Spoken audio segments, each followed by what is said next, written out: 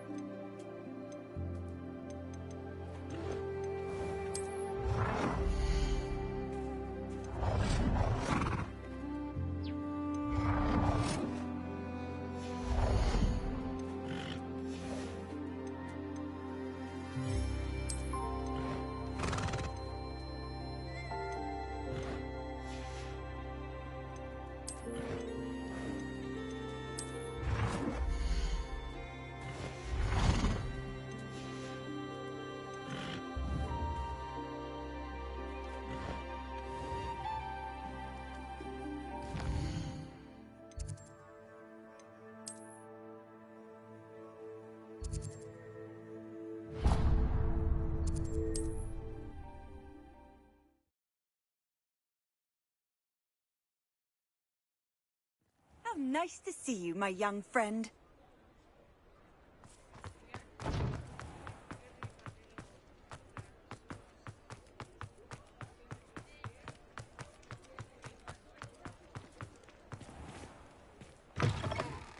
Take your time looking about. Plenty of wonderful books to stoke a curious mind like yours.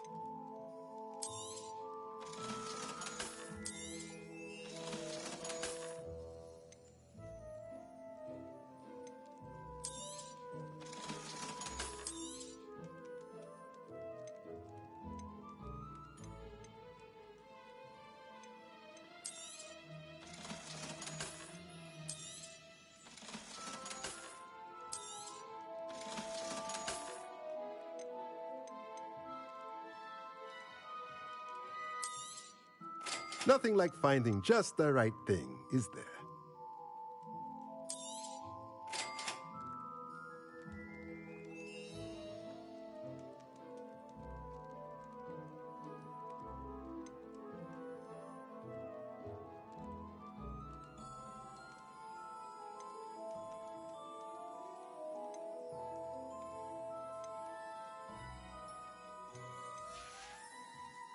Let me know if there's anything else I can do to help.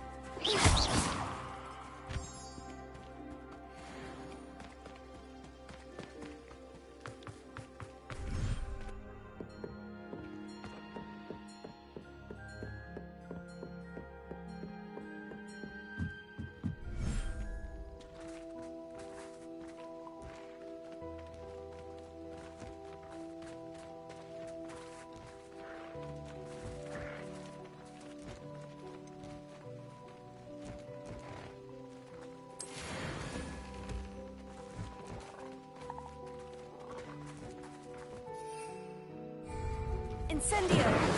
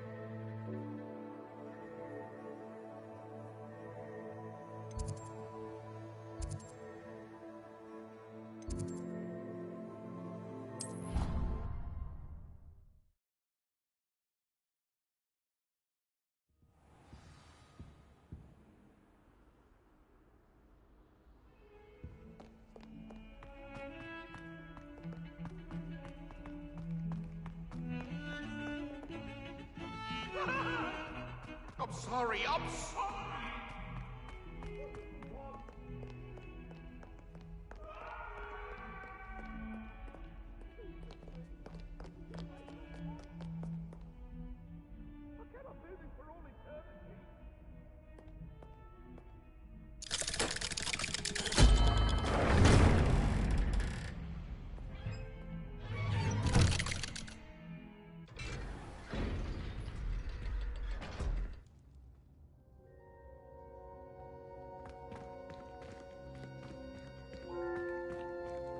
She's devastated. She just buried your uncle alone. I did it for her. Sebastian, Anne can't bear the thought of turning you in, but... What? Turn me in? She saw what happened. I'll give you some time to think, Sebastian. Turn me in?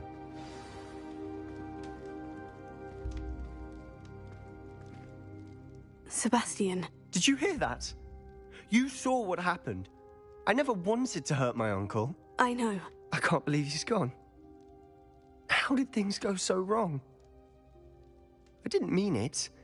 I didn't mean to... Oh, Anne, I was only trying to help. I can't leave now. Anne needs me more than ever. You understand. You can talk to Ominous. Make him understand. He listens to you. I need to be with Anne. Don't worry, Sebastian. I shall speak with Ominous. Thank you. You're a good friend, truly. No matter what happens from here, I'm glad we met. Poor Sebastian. Ominous. What a mess. I can't believe it. After I last saw you, I went straight to Hogwarts. Before I had time to talk to Black, I heard from Anne. I rushed to Feldcroft and found her with Solomon's body. She was beside herself with grief. Part of her wants Sebastian to face the consequences, another part can't bear the thought of it. I don't want to lose Sebastian, but I don't think we have a choice.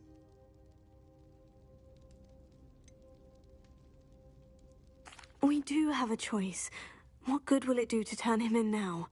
He clearly regrets everything. He's not going to do anything like this again. We've both heard that before. But we also need to think about Anne. She's lost her health, now she's lost her uncle. Do you really want to take her brother away from her too? I understand what you're saying. Perhaps you're right.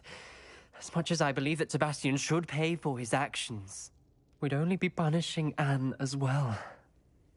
I hope we're doing the right thing. I'll talk to Anne. If it comes from me, she'll agree with this decision. Thank you, Ominous. You're a good friend. Whatever lies ahead, we must face it together. That I know.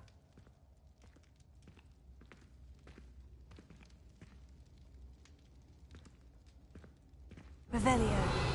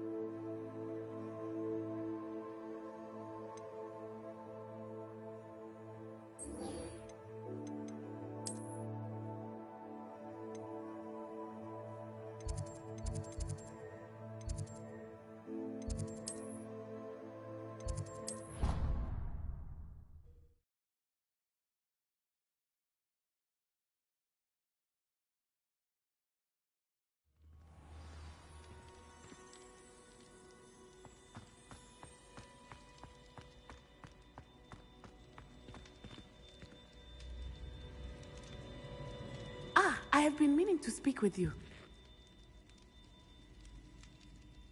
I still can't believe we escaped the Ashwinders. You may not realize it, but you are the talk of the school since you saved me that day.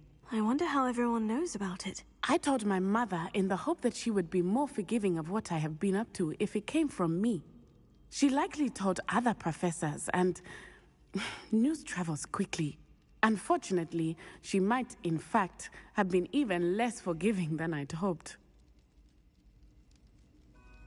If she knew more about what you've done, I suspect she'd be proud. If she knew any more about what I've done, she would never let me out of her sight again. I'm sorry. Has Officer Singer done anything with the evidence we provided? She has not. Harlow is as strong as ever.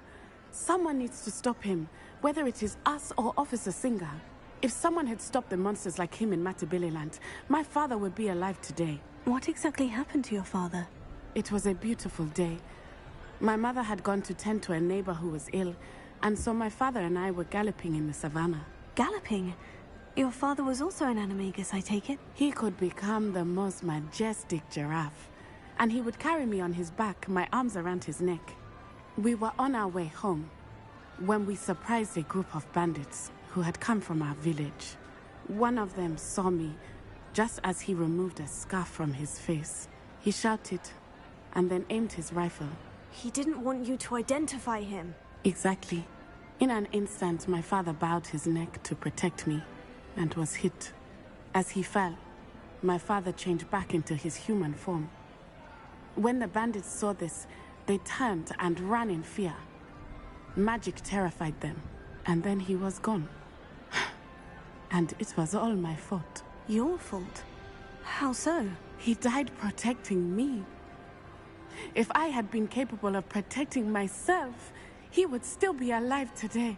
My mother and I tried to go on without him, but it became too much for us there. A few years later, we left to come to Scotland. Do you think taking down the Ashwinders will avenge your father's death? No. Vengeance is not what drives me. My father would not want that. He and my mother raised me to believe that it is a privilege to be able to fight for those who cannot. I know there is risk involved, but I feel it is worth it. I am glad you seem to think so too. What does your mother think about all of this? Well, as you saw, she worries a great deal.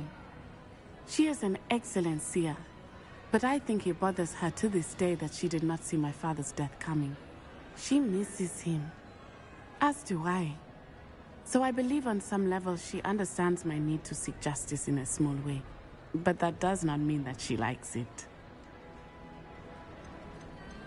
Do you think your father would approve of the things we've been doing? Oh my, that is a good question. In theory, yes. Although he would worry as my mother does. But I think he, of all people, would understand my persistence. My father never shied away from a fight for good, no matter how ruthless the foe. And I think he would have enjoyed knowing that I had a compatriot like you. I'm sorry, Natty. I can't imagine what you've been through. Your father sounds exceptional. He was. Truly extraordinary. And thank you for your kind words. We all have our burdens. My father had a saying about that. Yes, I remember. Rain does not fall on one roof alone. Exactly. Soon you and I will put an end to the Ashwinders, beginning with Harlow. And once he is gone, we will turn our attention to Rookwood. We are making progress, and we will succeed. Thank you again for saving me. You deserve all of the praise you have received.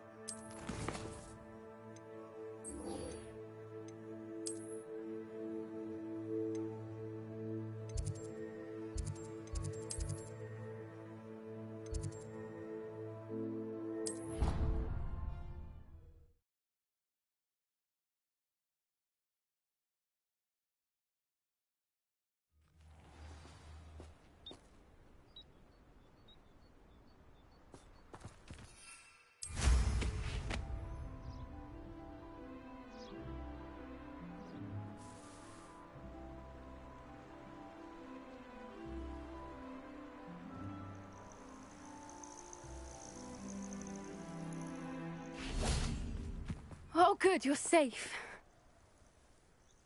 There you are. You were in such a state when you left. The poachers got to my gran. Someone recognized me in Horntail Hall and they got to her. What do you mean? Is she all right? She's fine, thank goodness. But they were at her house, our house. They assumed I'd sent the egg there. She said they took the whole place apart looking for it, screaming that we'd cost them everything. I'm sorry, Poppy. I'm glad she's all right. I don't think either one of us could have anticipated that. I should have known. I underestimated the poachers. And now another creature's in danger. What do you mean? The poachers refused to leave empty-handed, so they took valuable journals that Gran had discovered when she was researching rare creatures. One of them contained theories about a secret hiding place of the Snidget, long thought to be extinct. Exactly what kind of creature is a Snidget? It's a small bird with golden feathers. It's incredible. It has rotational wings that allow it to dart quickly in any direction. In fact, the golden snitch in Quidditch is based on the Snidget, which barbarically was actually used in the sport hundreds of years ago. Why would Snidgets be valuable to poachers? They could make more money with Snidgets than they ever would have fighting dragons. The golden Snidget's feathers and eyes are incredibly valuable. That's why they're believed to be extinct. They were hunted out of existence by wizard kind. If the poachers found some now, I can't bear to think about the horrific way they'd be bred and killed for profit. Where exactly are these Snidgets allegedly hidden? Gran says the journals were a bit cryptic, which is good.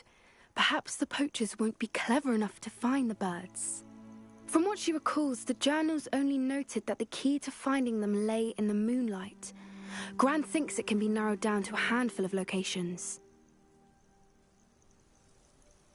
I take it you aren't going to let the poachers anywhere near the Snidgets. Gran wants me to stay out of it, but I know she's devastated that poachers might go after the Snidgets, if they still exist.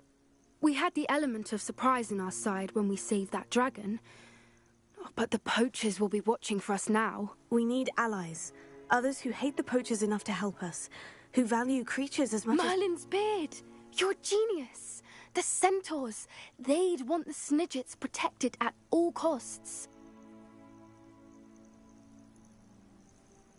Sounds as if we need to go and talk to the centaurs. We'll need to be careful in how we approach them. Tensions with them are high. Still, I think they may be our only hope. Let me think on it.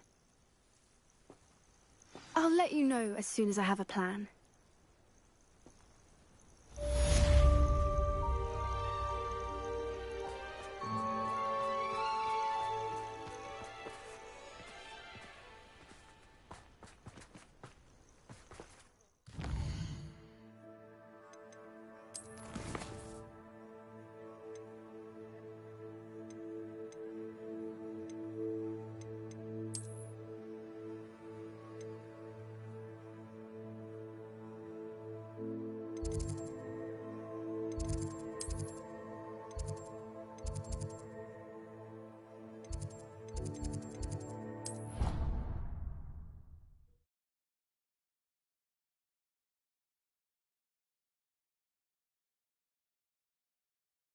I already have the wormwood. What about the shrivel?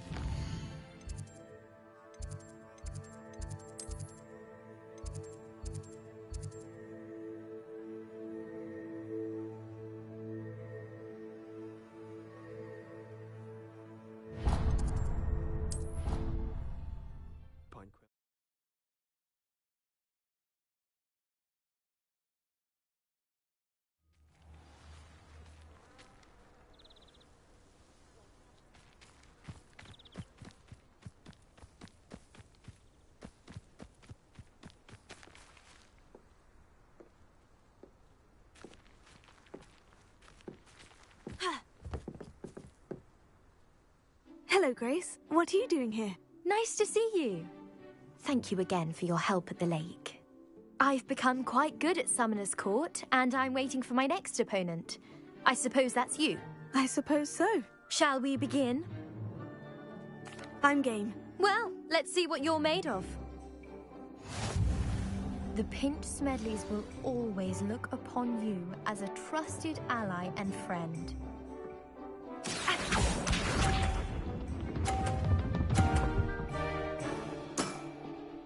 That's the way to do it.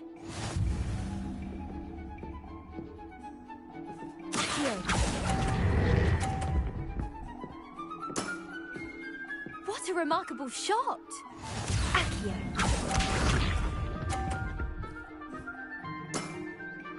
That's the way to do it.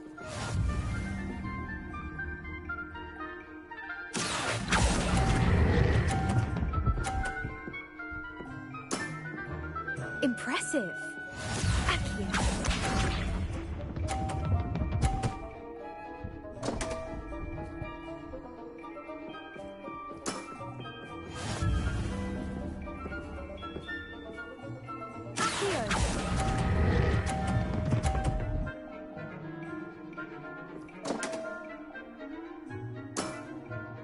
A draw? We can't leave it like that.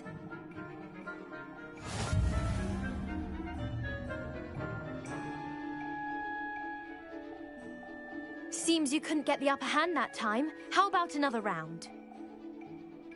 Let's have it. Then take your mark.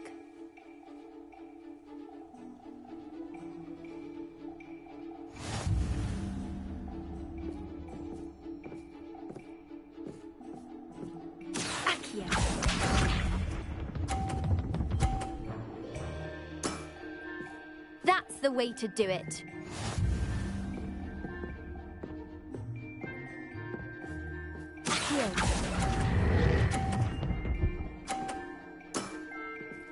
What a remarkable shot!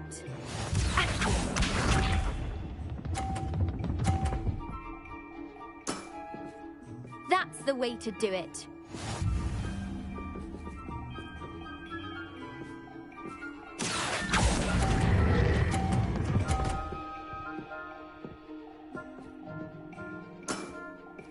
That wasn't what I wanted to see. Accio.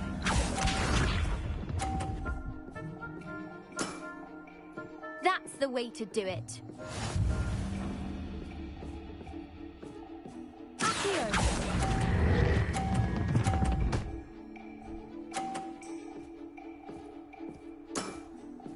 That wasn't what I wanted to see. Well, it appears I've been bested.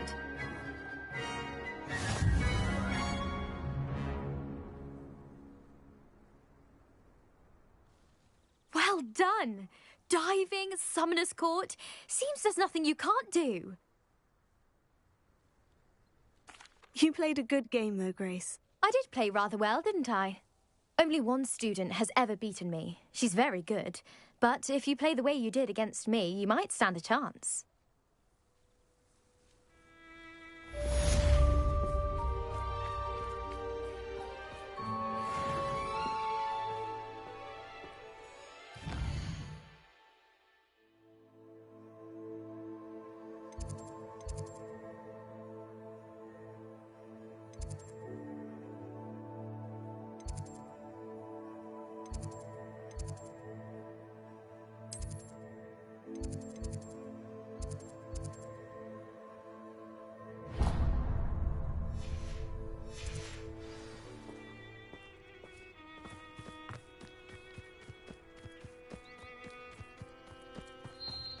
I don't know why.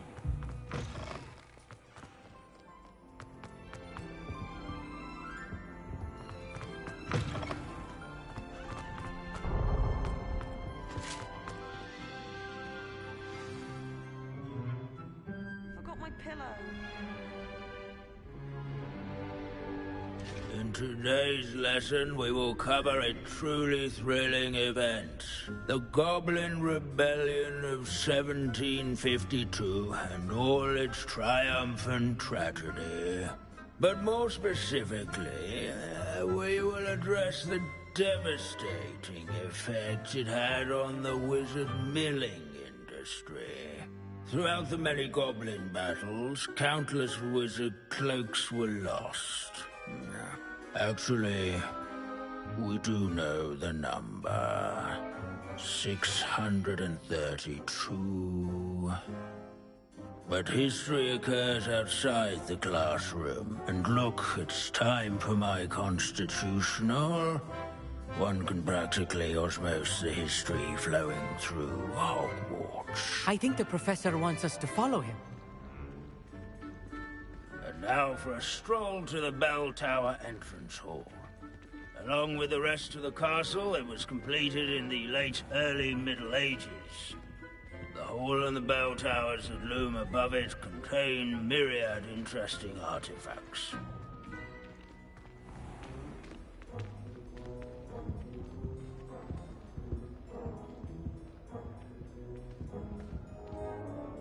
Good to see you again. Recovered from that nasty bout of dragon pox, have we?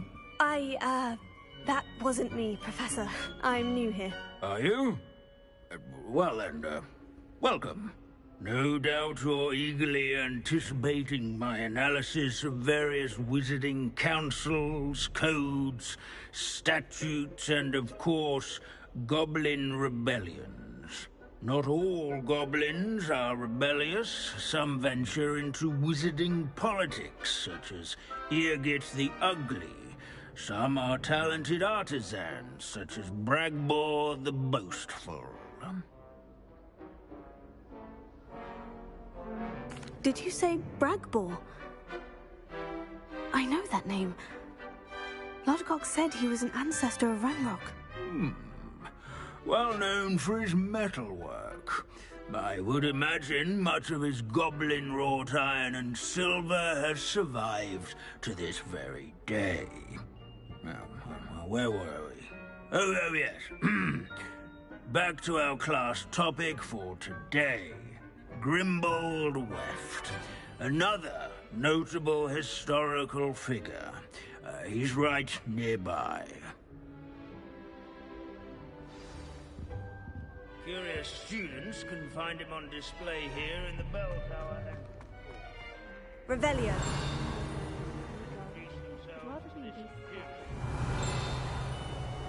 I've always said travel broad.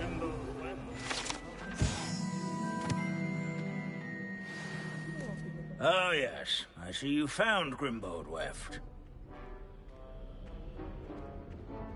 Yes, I rather enjoyed seeking him out. The thrill of the scholarly pursuit. I know the feeling quite well. Now, let's turn our attention to the agreeability and general good nature of Sir Afpuddle. He's also nearby. See what you can learn from him for your next assignment. Standing in eternal but symbolic watch over the bell tower is a retinue of loyal knights, or rather, statues of knights, I should clarify. Keen-eyed students. These bits of broom are all that's left of a witch called Celine. The cheerful countenance nestled among the This ranks. is a centuries-old likeness. Fearless. Name was not.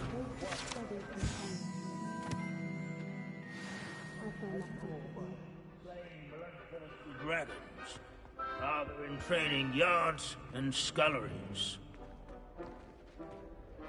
Professor Binns, I found the statue of Sir Afpuddle. Ah, well done. Alas, Sir Afpuddle's affability was his undoing. Died instantly trying to befriend a basilisk. Eye contact is not always to be encouraged. So beloved was he that even some goblins mourned his passing. Of course, that did not bode well with the rest of the goblins, most of whom could not abide mourning the loss of a wizard. Pity goblins and wizards can't get along. True, but imagine how dull my lectures would be without goblin rebellions to discuss. History does tend to repeat. It is a series of patterns, a thought both comforting and disconcerting. The wise student, such as yourself, will learn from it.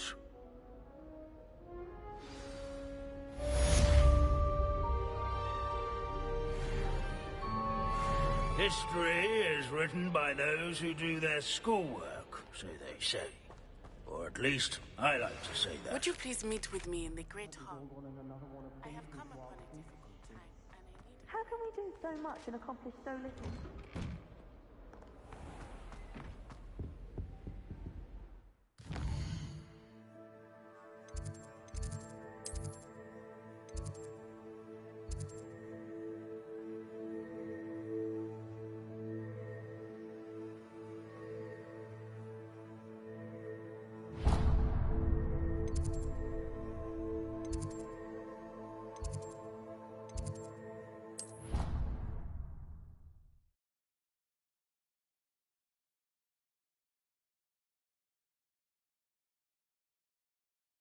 I already have the wormwood.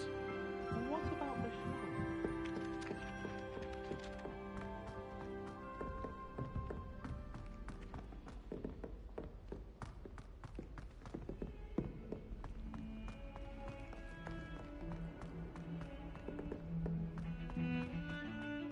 If he thinks he's getting away with this, he has another thing coming.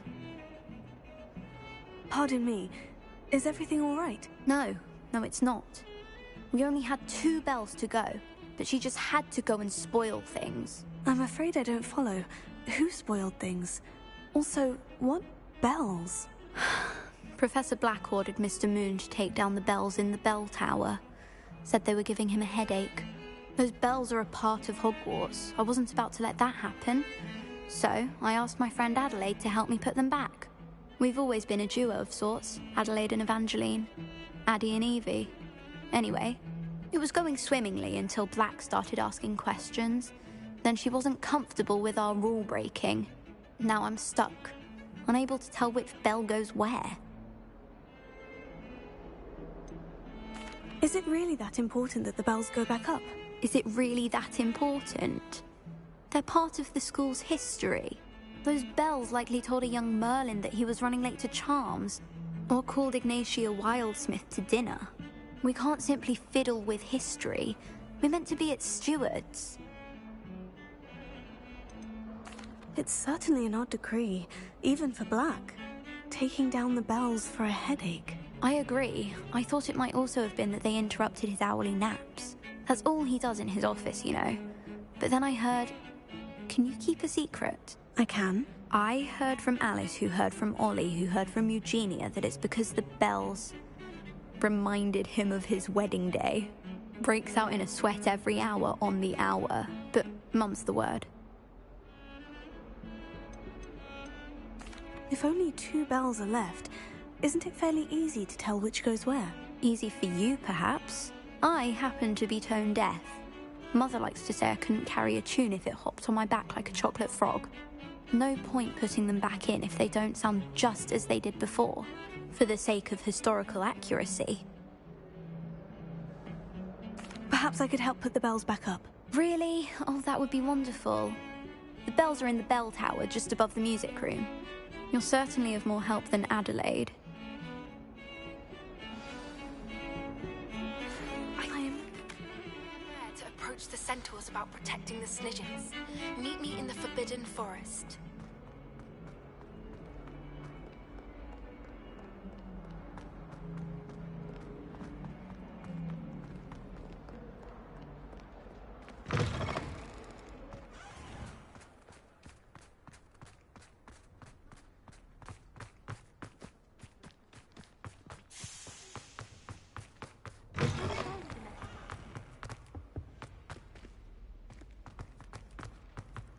I tried to imagine the great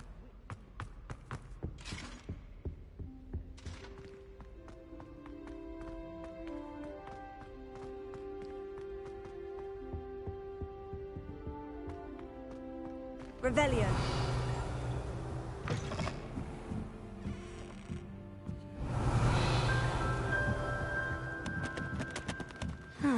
The bells must be upstairs.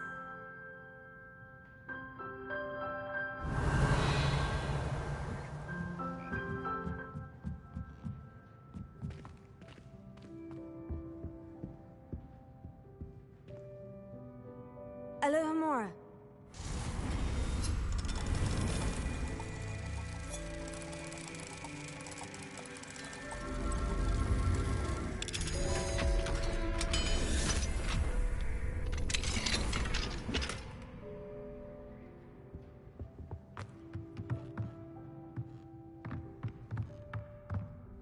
Revelio.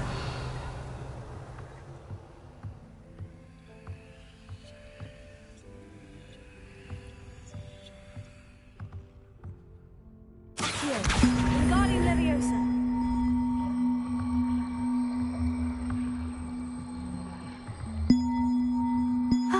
Found them. I'll have to get those up there somehow. Wingardium Leviosa, perhaps.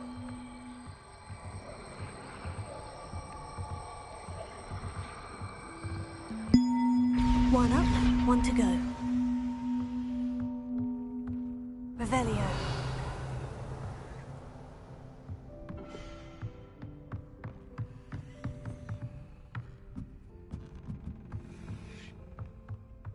Accio.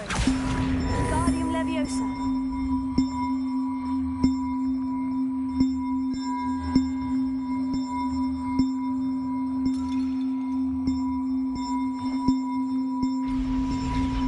Well, that wasn't too hard. Evangeline should be pleased about this, even if Black isn't.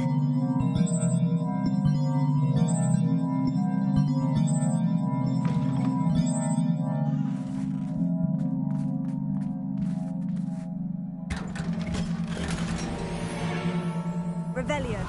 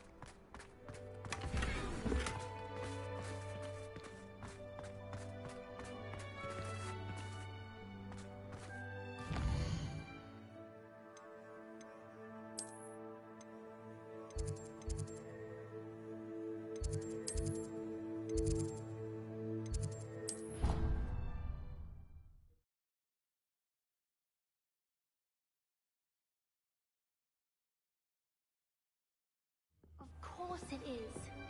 She's right.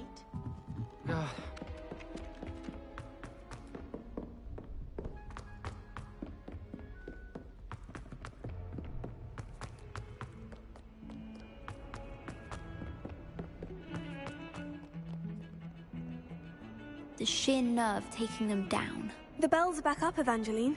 You're a credit to the school. I can't wait to hear them. I can't wait for the headmaster to hear them. I wish I could see his face.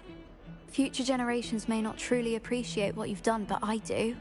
And I hope that you do as well. You don't know how much this means for me and for Hogwarts.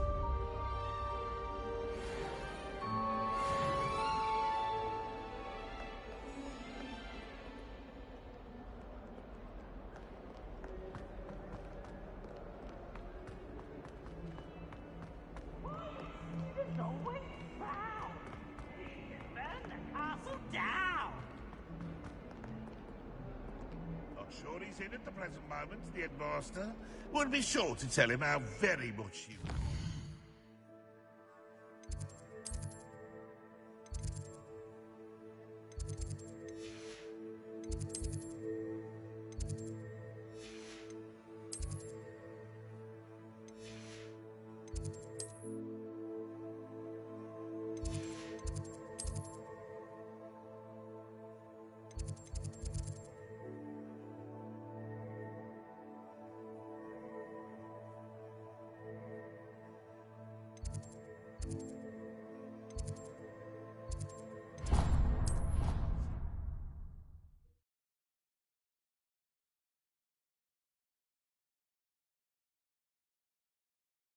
The Ministry will hear about this!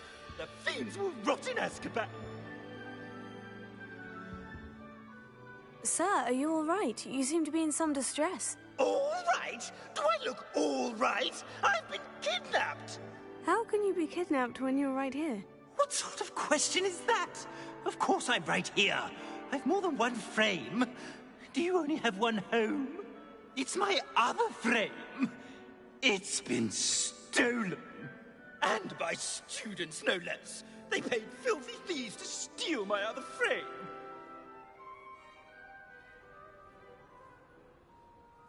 Oh dear, that sounds awful. Well, awful is exactly what Astoria Cricket is.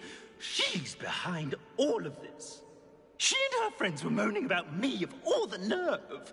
Then I heard a plot to enlist a gang of good-for-nothings to have me stolen from the Three Broomsticks.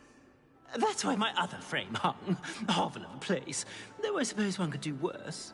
I once knew a portrait who ended up in the Hog's Head. No one's heard from him since. Right.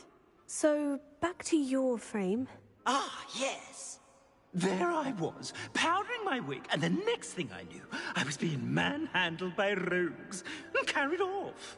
As if I can afford not to be at my post.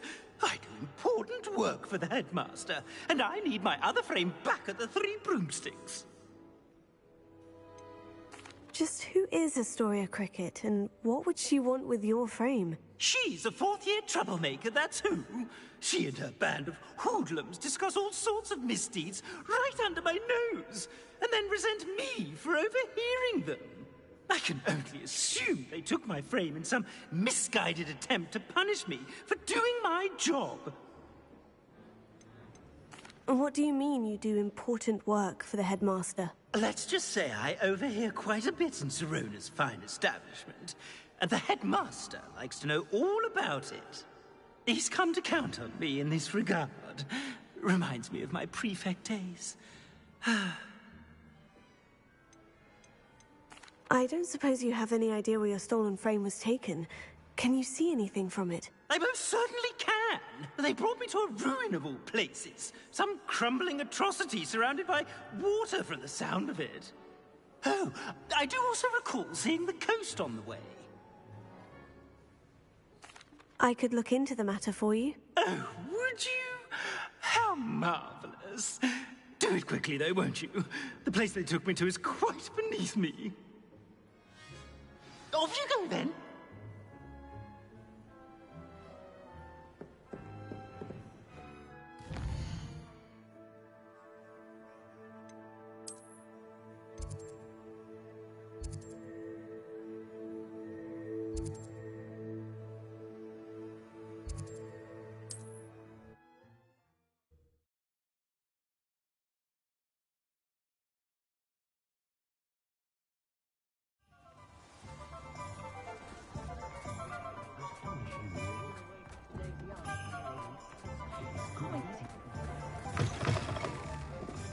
I'm sure you had your reasons, but breaking into Alfred Lawley's home wasn't the brightest. Astoria Cricket? That depends.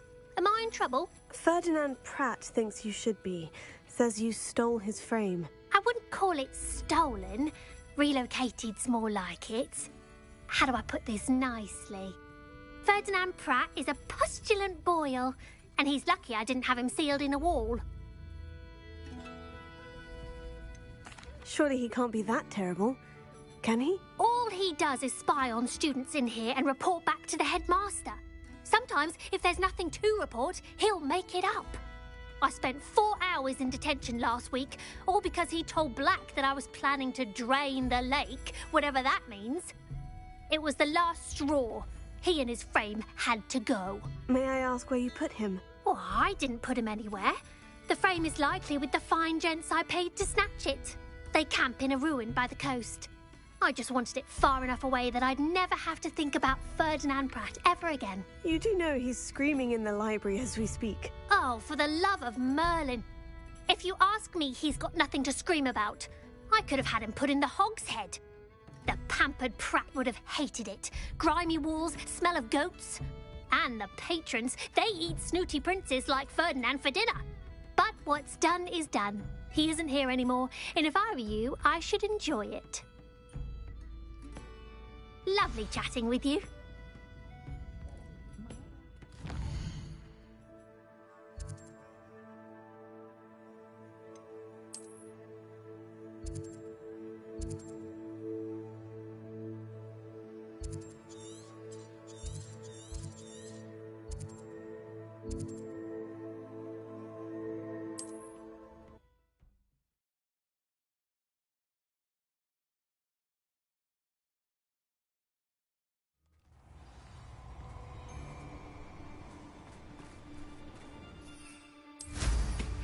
afraid to take it? I'll get that goblin helm back. Hopefully by rummaging your corpse. I'm happy to keep all ransom.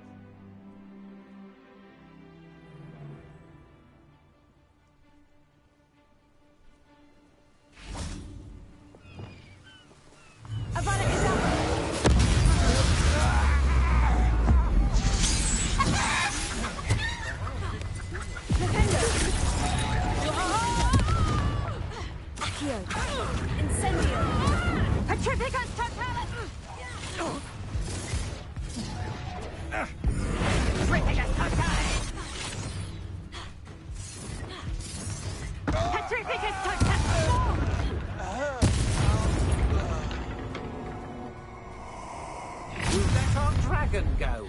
I'll teach you to meddle in our affairs.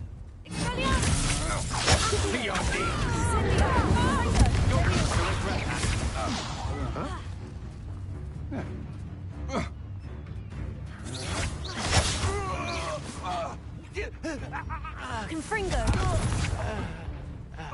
Bombada.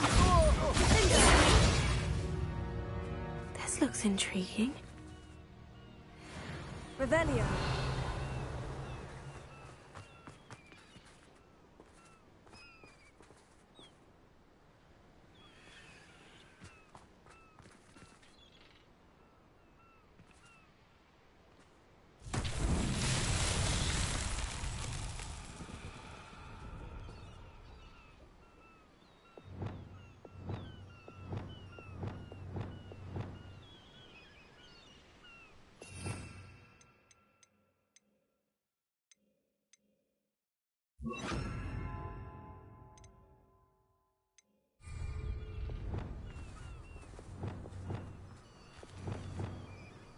Lumos.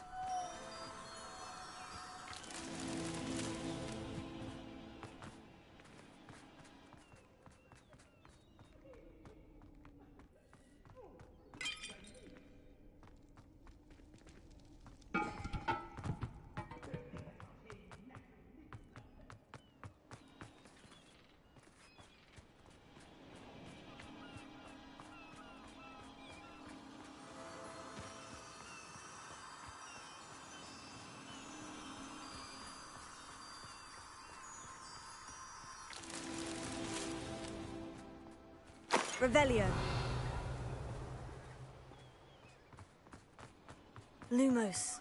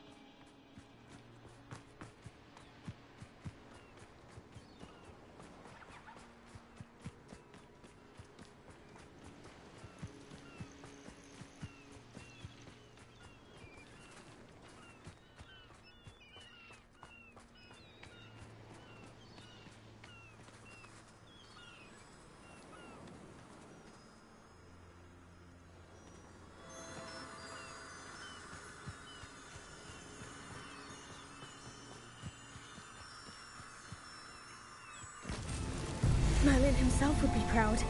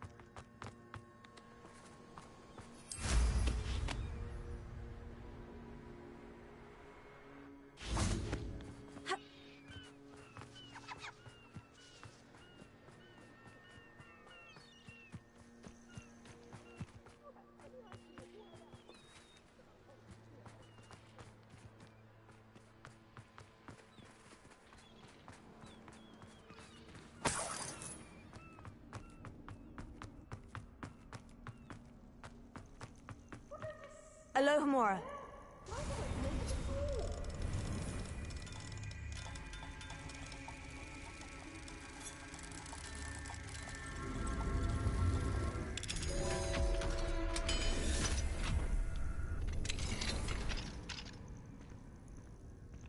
Well, it's about Revelio. time. It's a wonder there's anything left of me. Calm down, I'm here now. Calm down. Those buffoons outside have been talking about burning me. Me! If they weren't all sharing half a brain, they'd realize I'm worth more to them intact and at the Three Broomsticks. How is that? With everything I overhear, I'm a veritable trove of information. Now, don't just stand there.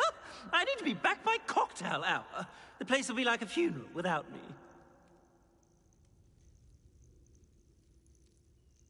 Let's get out of here then, shall we? Be sure to carry me carefully, won't you? My pantaloons are already creased. Where have you put me? It's pitch black in here. I shan't stand for this.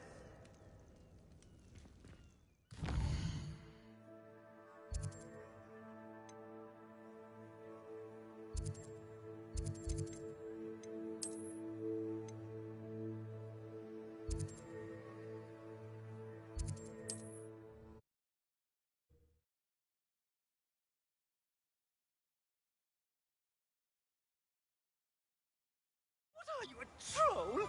All your heavy stamping about is going to damage my frame.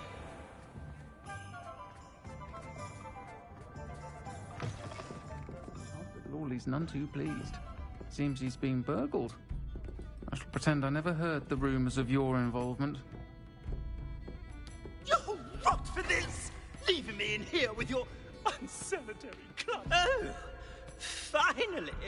Back on my wall and more angelic than ever. There you are. Welcome back. I'm not usually one to give thanks. There's a sort of servant ring to it. But I suppose some gratitude is in order. As a show of goodwill, I'll exclude whatever misdeeds I hear about you in my reports to the headmaster. And I do hear quite a bit. Now, be off with you. I can't be seen talking to a student. Go on then, go!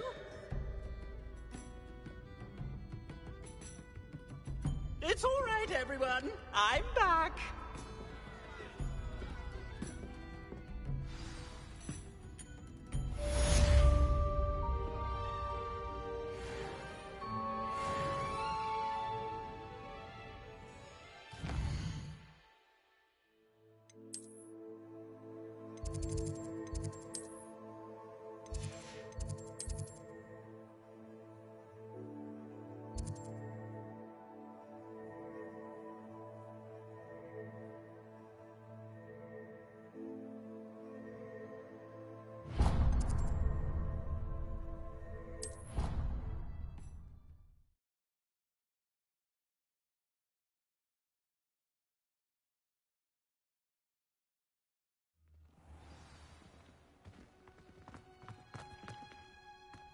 Oh, it's you!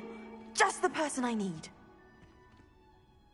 Samantha, is everything all right? No, it's not. It's my brother William. The one I told you about after Charms class. He's been cursed. He ignored my warning and now he's lying in St. Mungo's looking completely pathetic.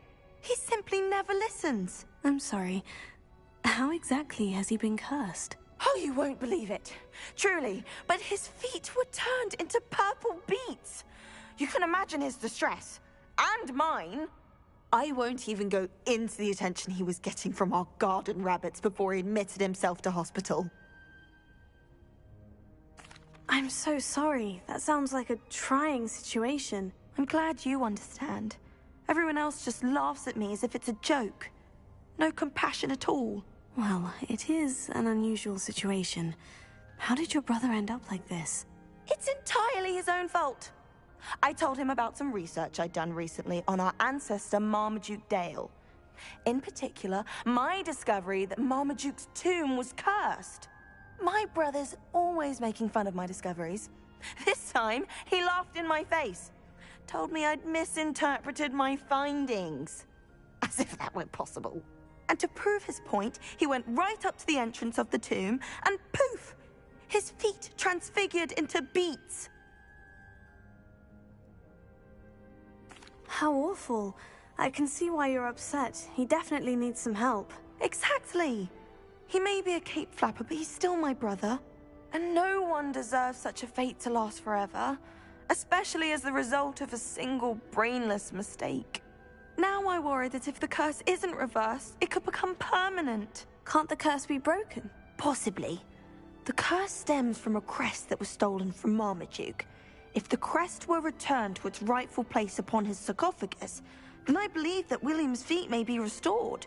You battled trolls when they attacked Hogsmeade, escaped a dragon, and I could tell by your work and charms that you're a skilled spellcaster. Returning a crest to a sarcophagus should be almost effortless for you. So, will you help us?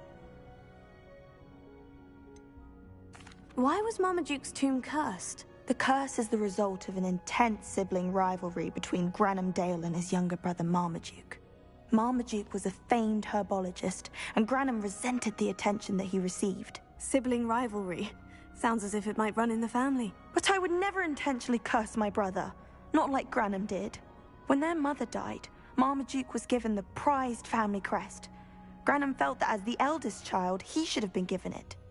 Years later, when Marmaduke died, Granham stole it and cursed the tomb so that none in the Dale family could ever pay their respects. How do you know it's safe? I don't want my feet to turn into beets as well. Oh, but the curse only applies to Marmaduke's descendants, as my brother so aptly demonstrated. That's why I need your help. You're unrelated to my family, so the curse wouldn't affect you. Why is your ancestor so well known? He discovered the properties of several magical herbs and plants. He also uncovered numerous types of flora. The wizarding world owes him a great debt. His work not only impacted the discipline of herbology, but also potion making. I can take the crest to Marmaduke's sarcophagus for you. Oh, thank you! Thank you so much! You'll simply go into the tomb where Marmaduke was laid to rest and place the crest on top of his sarcophagus. According to my research, the tomb's been abandoned for centuries, so it should be a fairly simple task.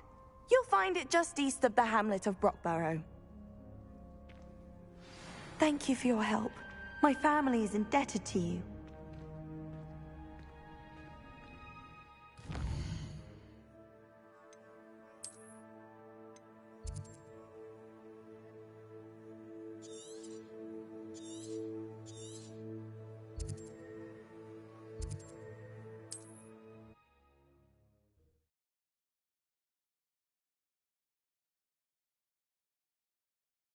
I need to find the tomb near Brockborough and place Samantha's family crest on a sarcophagus there.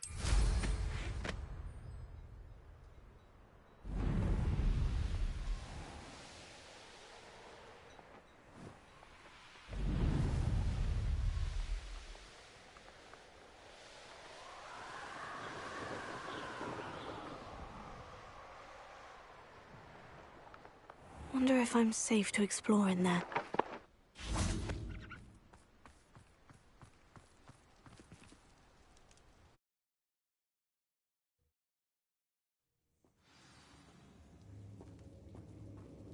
Well, my feet didn't turn into beets.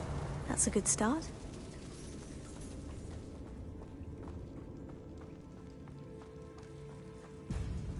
Confringo! Incendio! A troll? You can't be serious. Avada Kedavra!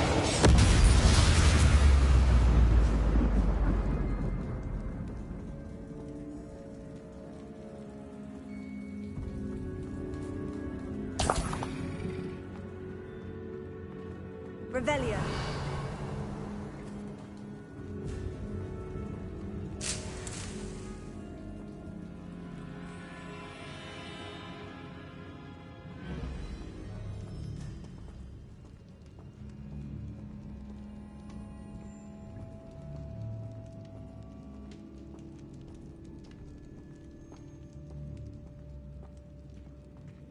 A sarcophagus. This must be Marmaduke. That should reverse the curse. Hopefully.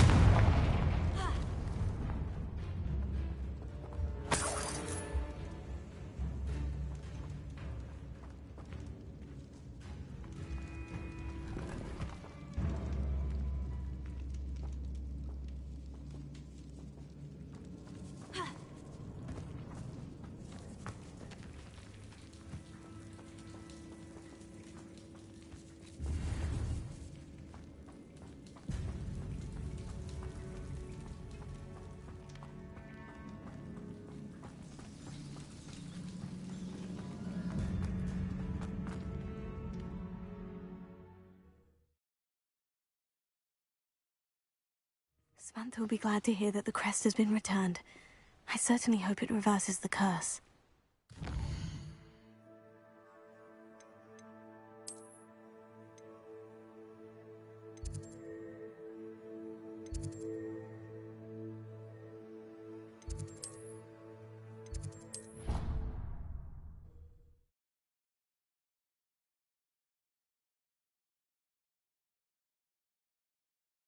Resource indeed, your field guide. I'm most pleased to be included.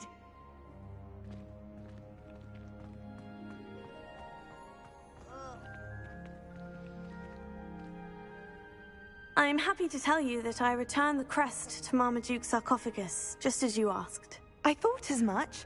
I received word from St. Mungo's that my brother's feet are back to normal. No more beats. Oh, I cannot thank you enough. It wasn't too much trouble, I hope. Just a measly old troll, nothing significant. A troll? Oh dear, I'm so sorry, that's awful. No one has been in that tomb for centuries. But I can't say I'm surprised. Marmaduke seems to have been full of surprises. Indeed he was. Well, I suppose I should be going. I'm anxious to see my brother, who must be elated to have his feet back. Of course, I certainly would be. William and I are forever in your debt. Thank you again for what you did.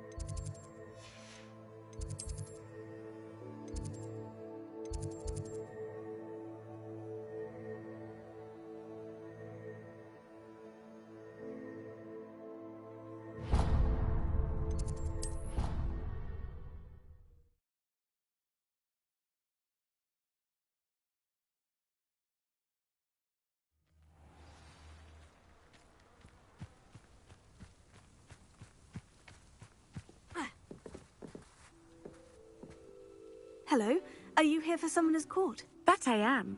Don't expect to be as lucky here as you were in Crossed Wands. Speaking of which, care to play a match? Of course, Charlotte. Then may the best summoner win.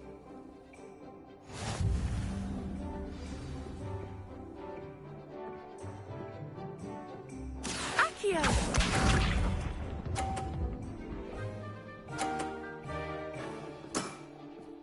Precisely as planned.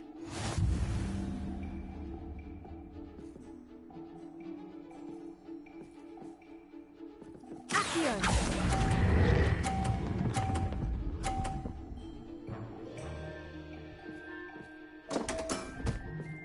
Such grace. Finesse. Accio!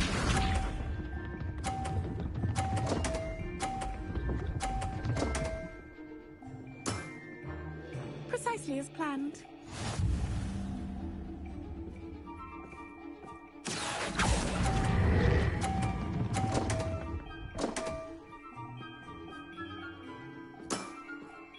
Such grace. Finesse. Accio!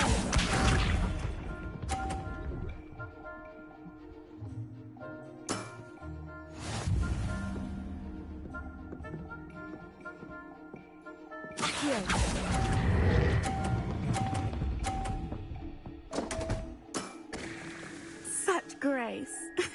Finesse. Didn't I say I adore competition?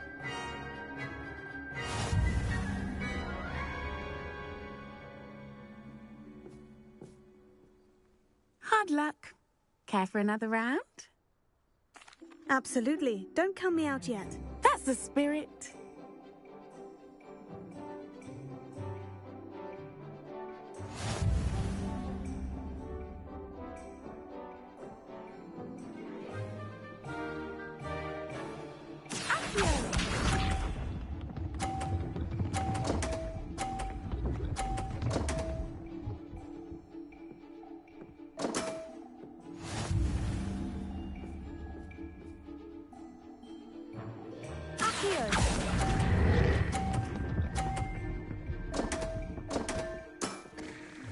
Such grace. Finesse. Accio!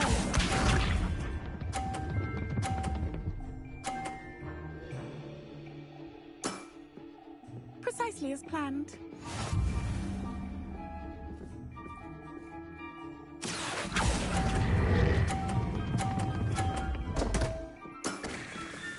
Such grace. Finesse. Accio!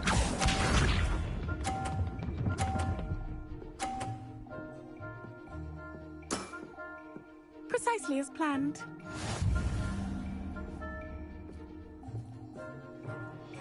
Accio!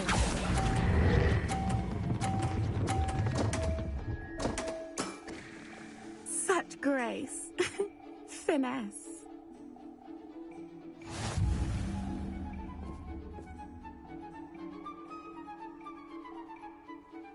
Hard luck. Care for another round? Absolutely. Don't count me out yet. That's the spirit.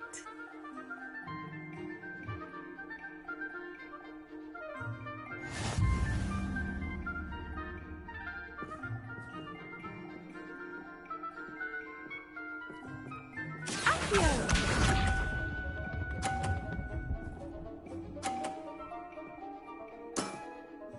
Precisely as planned. Accio!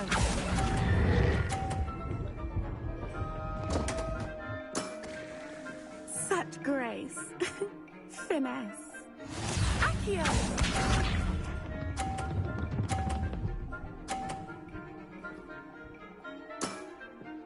Precisely as planned.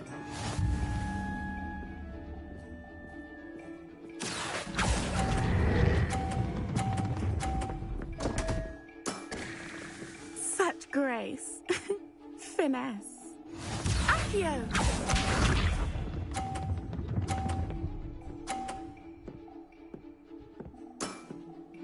Precisely as planned. Accio!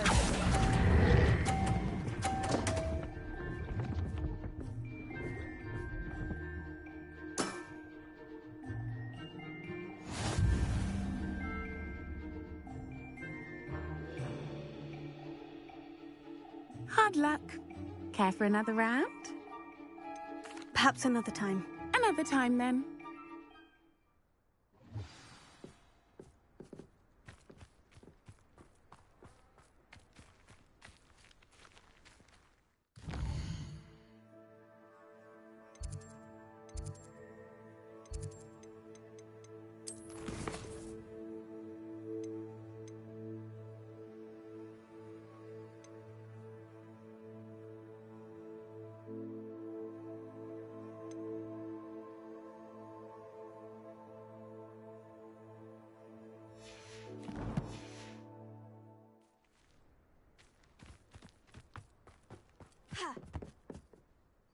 Hello, Charlotte.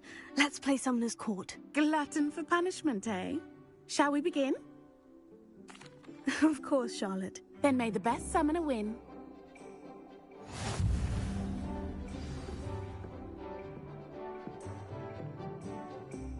Accio!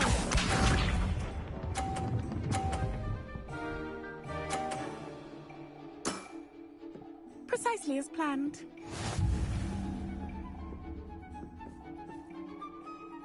Accio!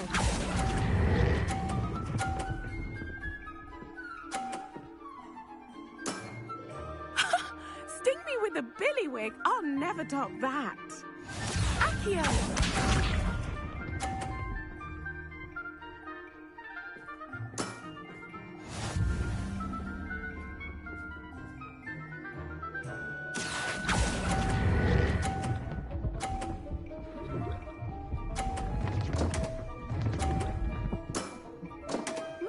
Nice technique. Accio!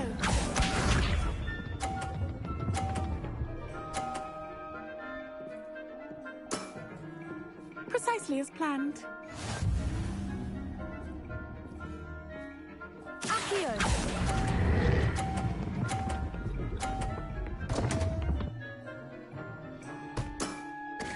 Such grace. Finesse.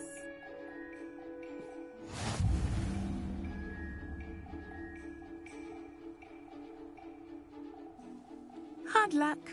Care for another round? Absolutely. Don't count me out yet. That's the spirit.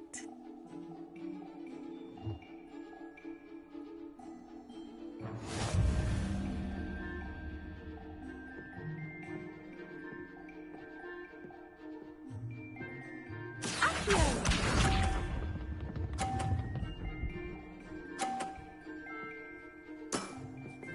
Precisely as planned.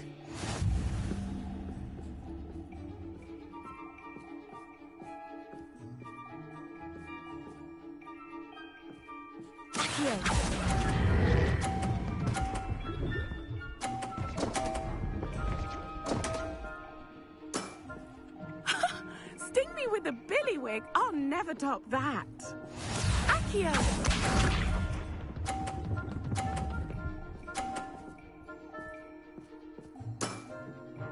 Precisely as planned.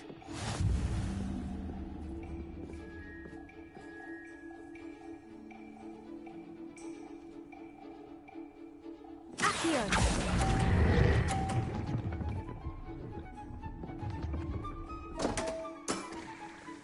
Such grace. Finesse. Accio!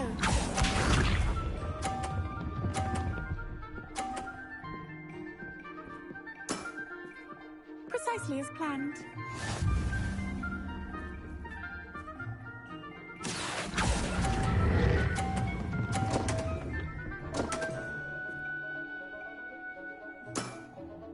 Such grace.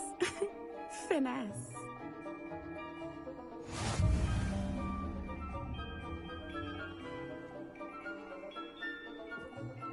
Hard luck. Care for another round? Absolutely. Don't count me out yet. That's the spirit.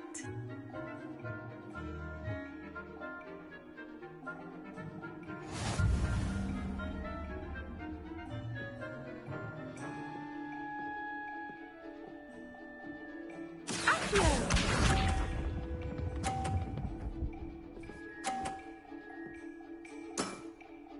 Precisely as planned. Accio!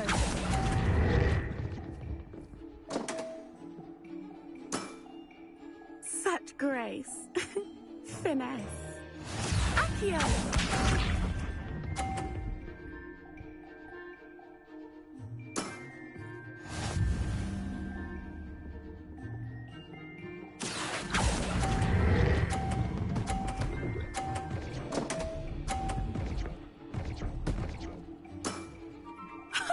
Sting me with a billywig. I'll never top that.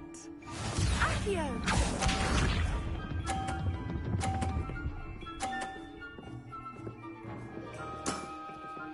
Precisely as planned.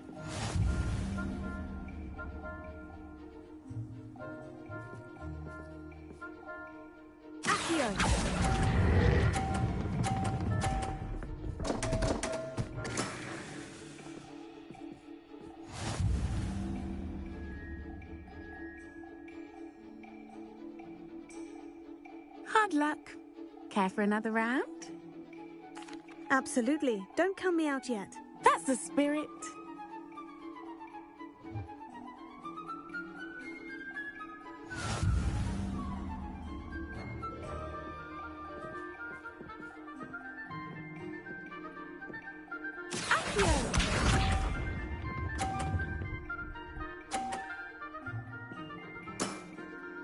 Precisely as planned.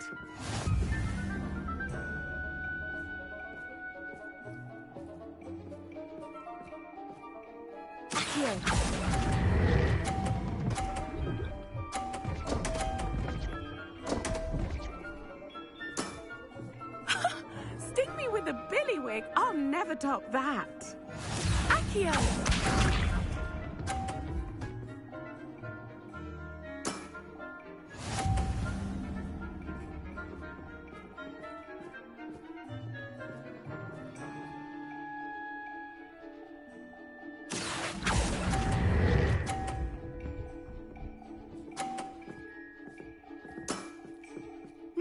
Nice technique. Accio.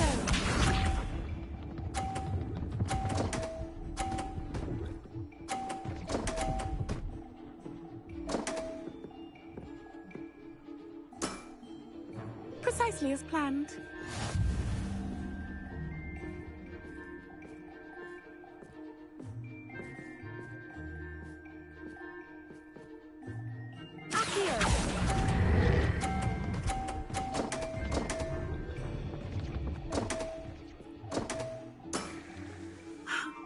Remember that. You almost beat me there, but I almost beat you too.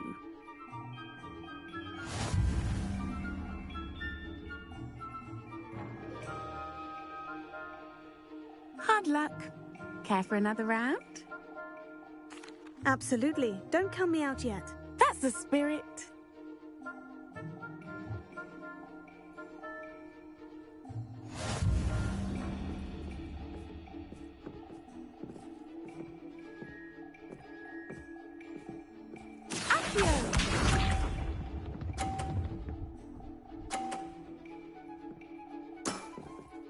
Precisely as planned.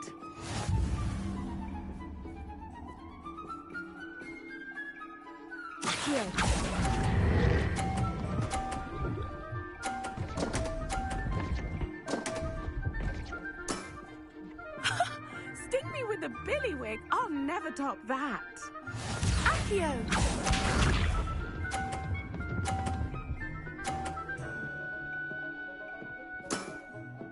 Precisely as planned.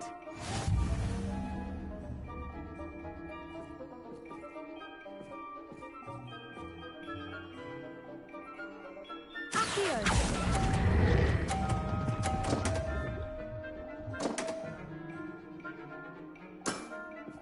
Such grace. Finesse. Accio.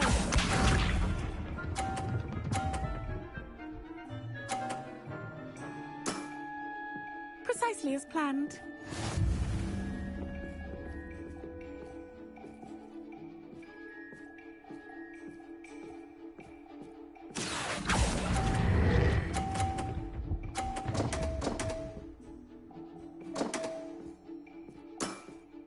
Such grace.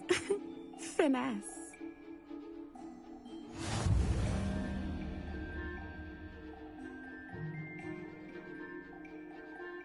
Hard luck. Care for another round? Absolutely. Don't count me out yet. That's the spirit.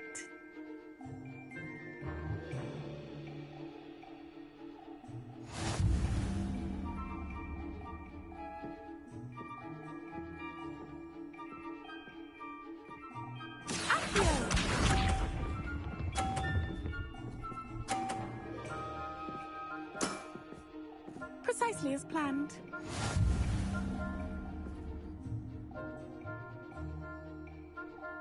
Accio.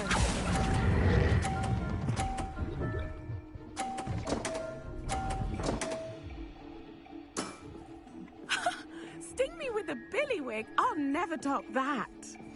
Accio!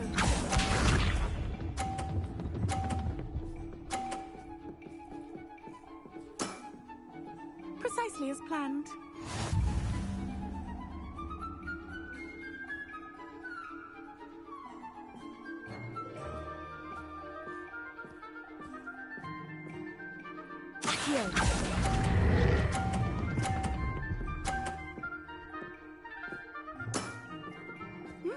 Nice technique. Accio!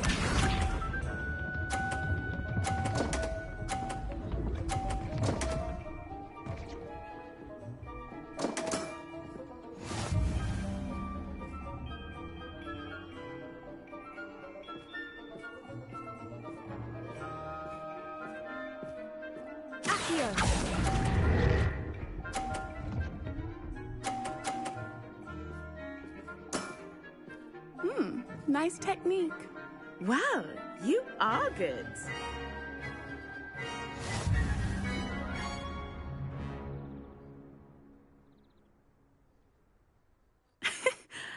I'm not too proud to admit when I've lost. Where did you learn to play like that? I play by intuition, natural skill and all that. That's been my strategy. I suppose it only gets you so far, though. Well, you've only one opponent left now. I won't say more than that, but let's just say he's the best for a reason.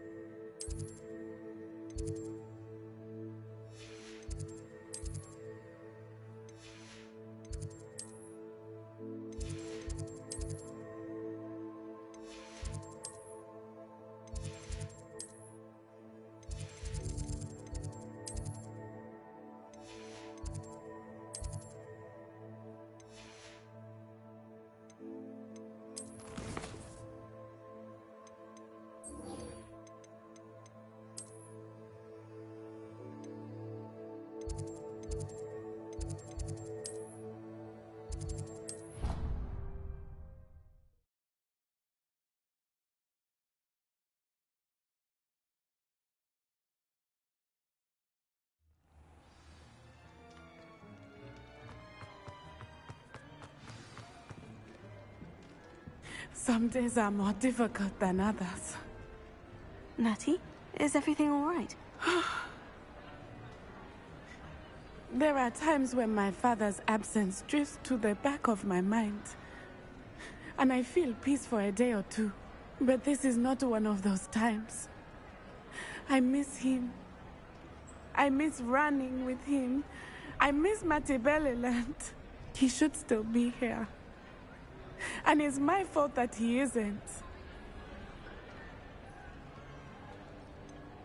It's not your fault, Natty. There's nothing you could have done to prevent it. That is what my mother says.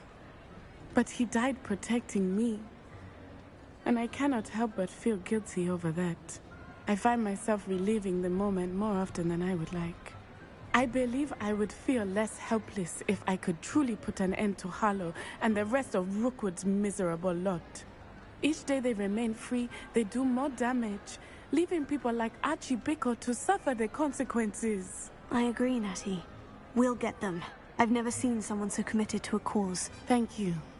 I believe we will get them, beginning with Harlow. Thank you for speaking with me. It was very helpful.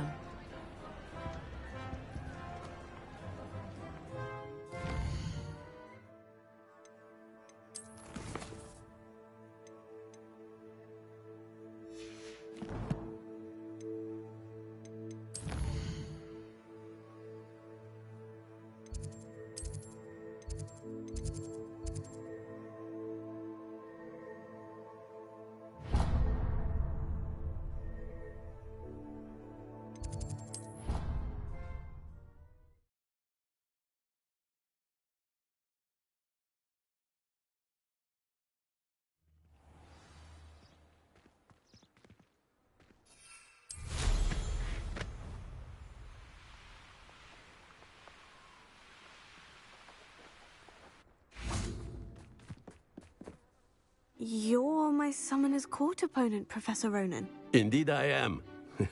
Professors are allowed to have fun once in a while too, you know. Of course. I look forward to playing against you. And I you.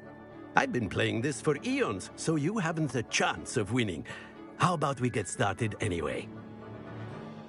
I'm ready. No time like the present.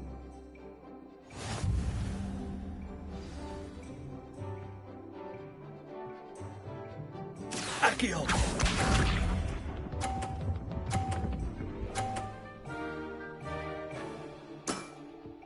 Oh, nicely done.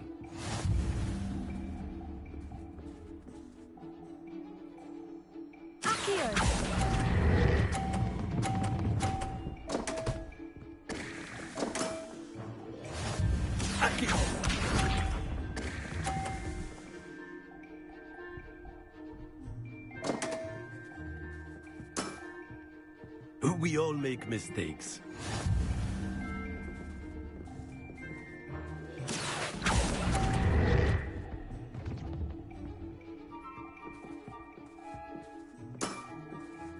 And there you have it. Yet another opportunity to learn and improve. Accio!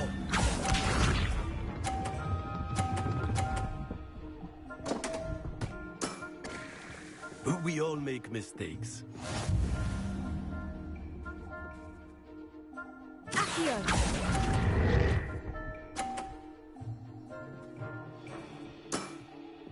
Delightful to see such mastery from one your age.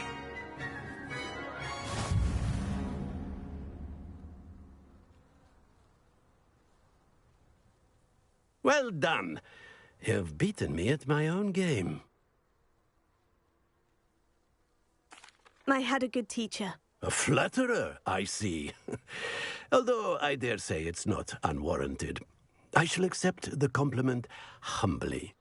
As the new Summoner's Court champion, you have earned a token of recognition. Do not let it go to your head.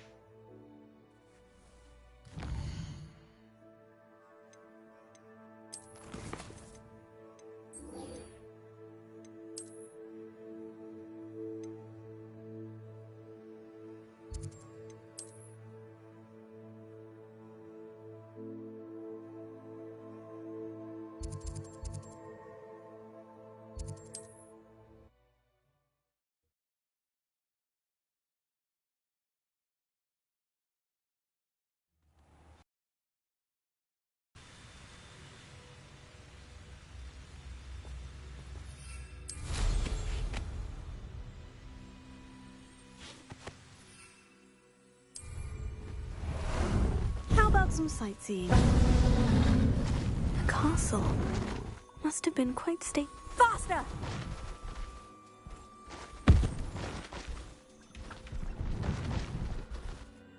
Go!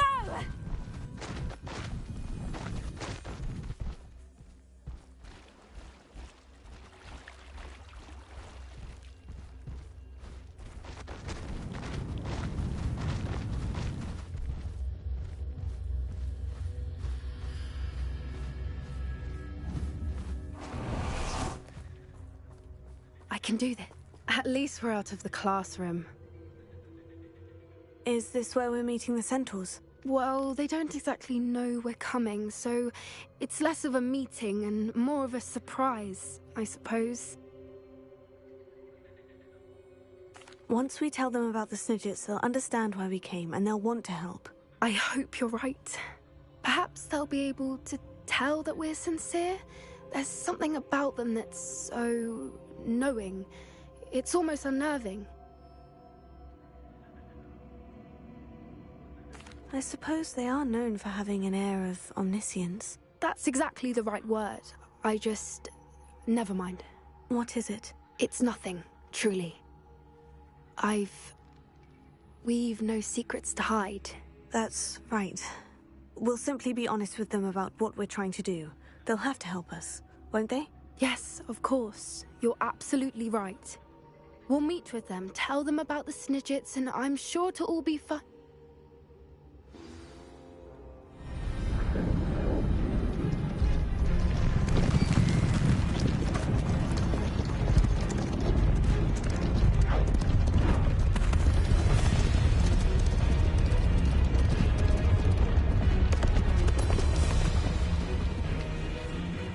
What do you think you're doing here, humans? Please!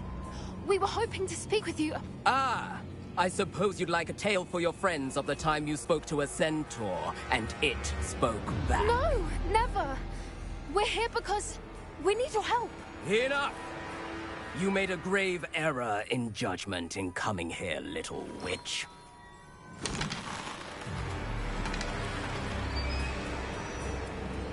Leave them be, Alec. We do not harm the young. It is not our way. You forget your place, old fool. I'm the leader of this herd, and while you cling to our way, their kind continue to slaughter beasts like us without a care! From what I can see, they have slaughtered no one.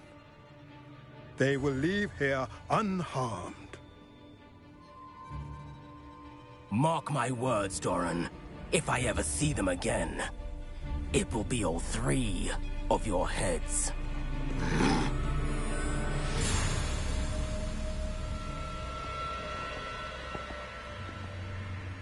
Foolish children. Do you know what happens to wizards who wander here? Now, follow me before Golden Snidgets are still alive, and the poachers are after them. They know that the key to finding them lies in the moonlight, but they don't know what that means, yet. Please, help us find the Snidgets before the poachers do. Could it be?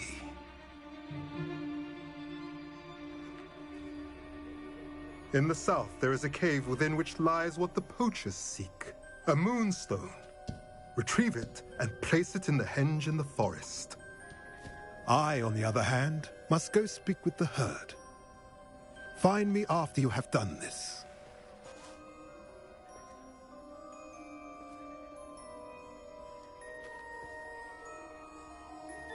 I don't understand. So the moonlight mentioned in the journal doesn't refer to actual moonlight, but to a moonstone. What do moonstones have to do with Snidgets? And why was he so certain about where we could find one?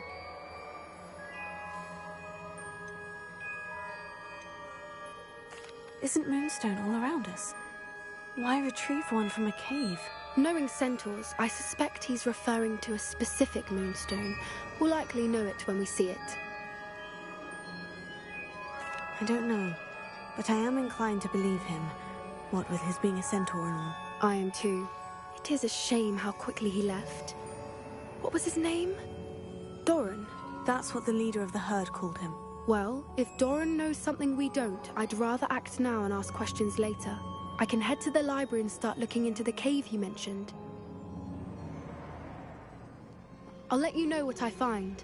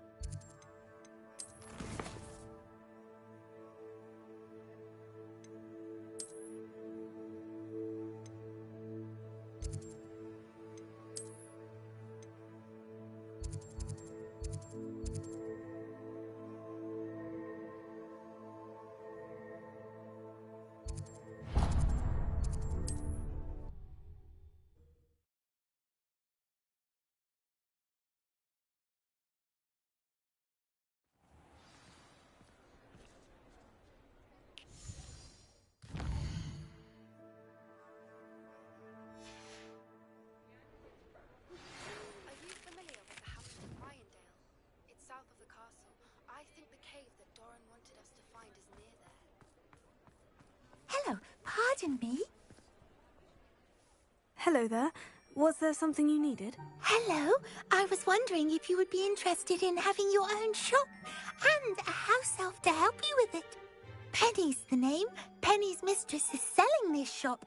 And Penny is most eager to start working with the new owner. It might surprise you to know that Penny can sell practically anything.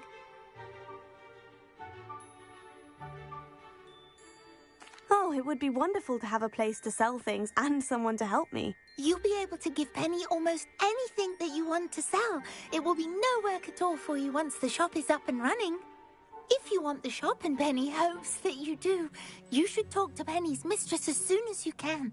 Her name is Cassandra Mason. Why is your mistress selling the shop? And you? Penny cannot be certain, as Mistress Mason so rarely confides in her. However, she repeatedly mentions how tired she has become of trying to let the shop. She has had rotten bad luck with the last few tenants.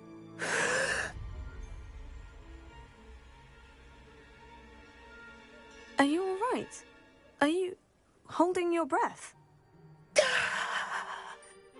Penny's fine. Sometimes Penny simply needs to remind herself to stop talking. What kind of things would I be able to sell in the shop? All kinds. Anything from essence of Disney to Mooncar fur. If a buyer exists for something, then Penny can sell it and get the best price. Just ask Mistress Mason. Why are the premises in such disarray? Oh, the previous tenants were not able to manage very well. They seem to have given up rather quickly.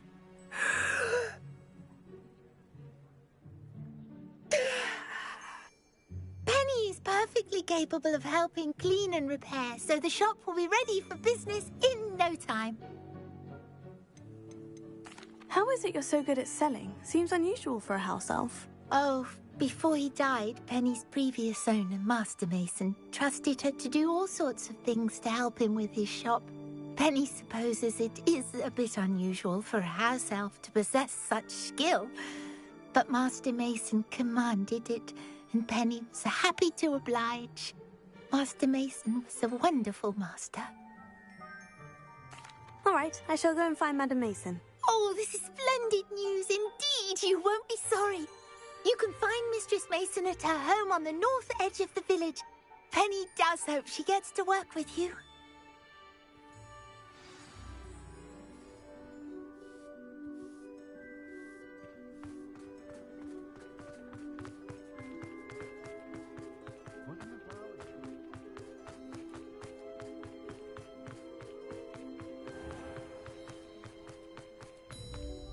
You'd think knowing spells.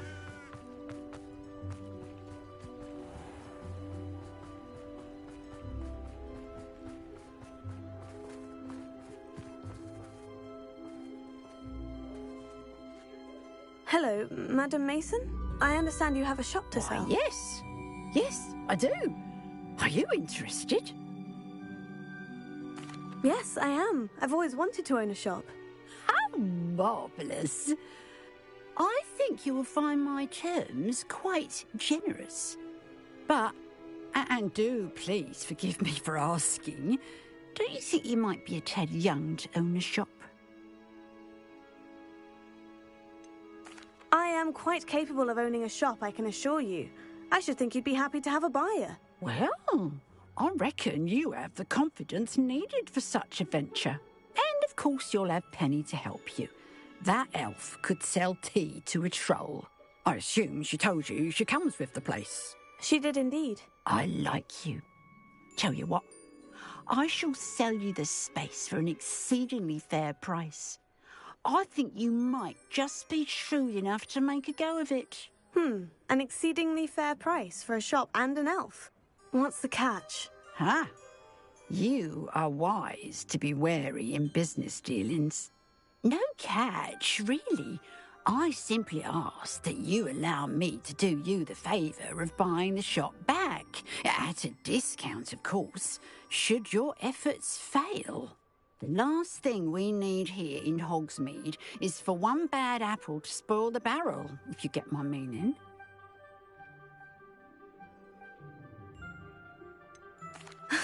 Your faith in me is overwhelming. You're sorely mistaken if you think I'm going to fail. There's that confidence again. And, of course, I wish you every success. Do we have a deal?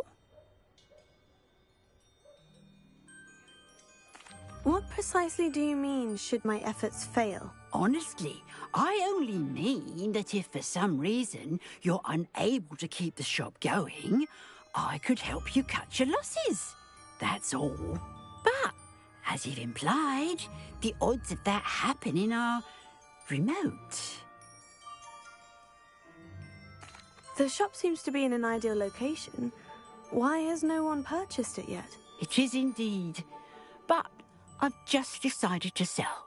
I've grown weary of being a landlady. My late husband was the one with a passion for shopkeeping and business in general.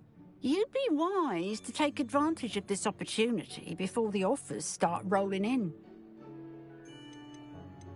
It looks to be rather a mess. Why haven't other tenants been able to make a go of it there? As you've no doubt considered, running a shop is not as simple as those less savvy might think. The new owner, however, will have something that previous tenants did not. The benefit of Penny's particular prowess. Her assistance will make all the difference, I should think, in both getting the shop ready for business and ensuring its success. It does sound intriguing, but I need to consider my finances first. I'll come and find you if I'm interested. Very well, but I won't be able to keep the shop available for too long. If you do want the shop, I'd advise you to return to me as soon as possible. Hello again. You know, the shop won't be available forever. Penny is terribly keen to put her business acumen to use. Madam Mason, about the shop. Yes? I've decided I'd like to go ahead and purchase the shop. I have to say I'm impressed. You are a remarkably resourceful student. I am indeed. And brave. You won't be sorry. Give me the money and I shall get the paperwork filed immediately. Wonderful. Shall I head directly to the shop? Please do. Oh, one more thing. Since my husband died, I've not been able to bring myself to retrieve some of his personal items. They're in a chest at the back of the shop. Penny has the key. As you get organised, I would be terribly grateful if you could help an old widow and gather his things for me before you open for business. I wish you the very best of luck in your endeavours. Penny will meet you there.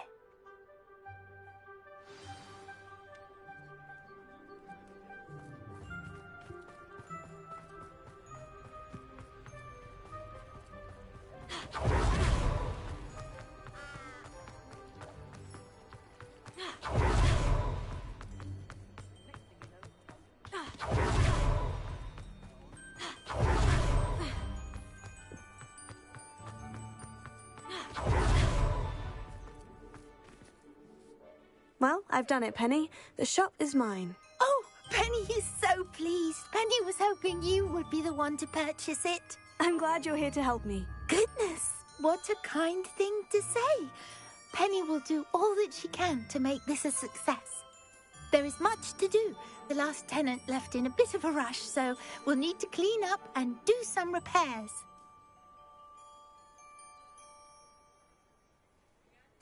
Well then, let's get to it. Penny is ready.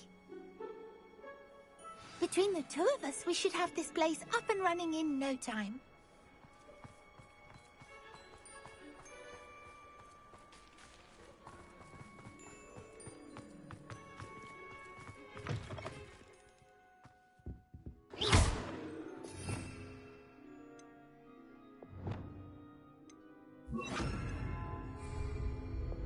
Reparo.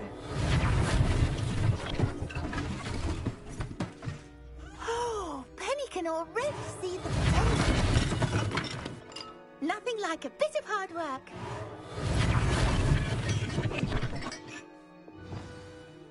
Mistress Mason wanted Penny to be sure and give you this key. It opens a chest in the back room of this shop. Oh, yes. She mentioned it to me. It contains some of her late husband's belongings. Penny wonders if you should open the chest. Are you holding your breath again? Penny must get back to work now.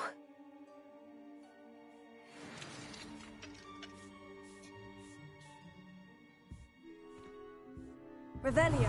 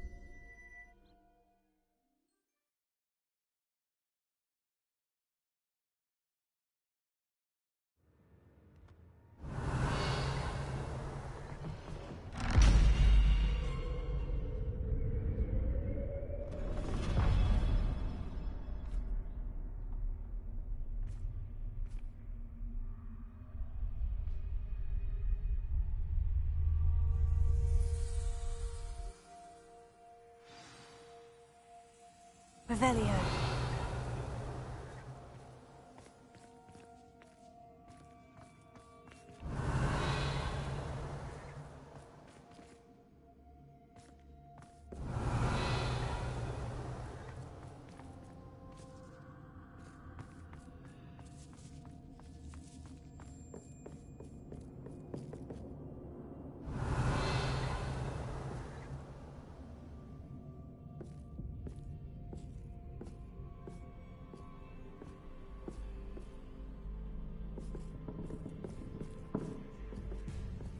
That's odd.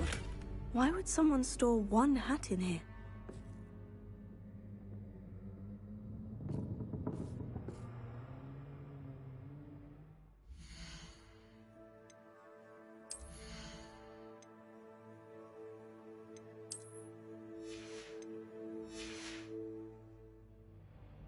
Revelio.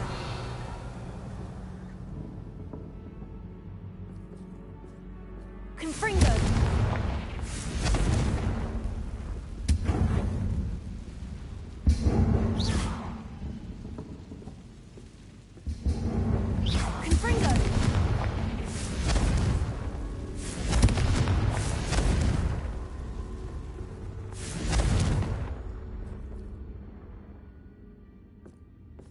Revelio.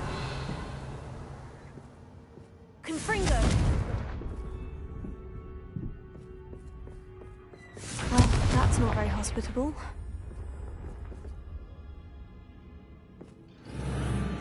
Oh, goody! Someone to play with. You seem brave, smart. What fun this will be! Revelio. At least.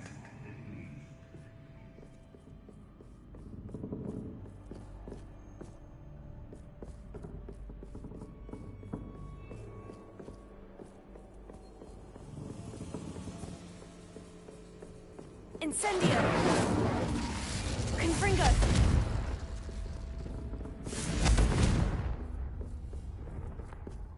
Accio. Bombarda. Revelio.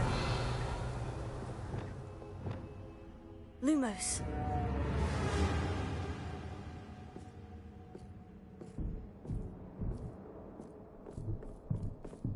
That's new. Onwards, I suppose. What in the... Who's there? Revelio. Lumos.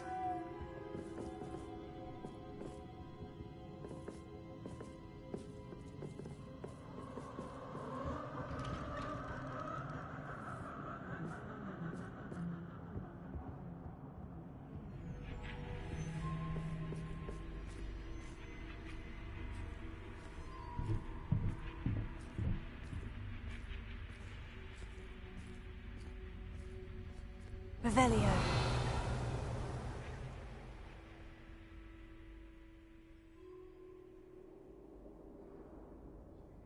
Lumos.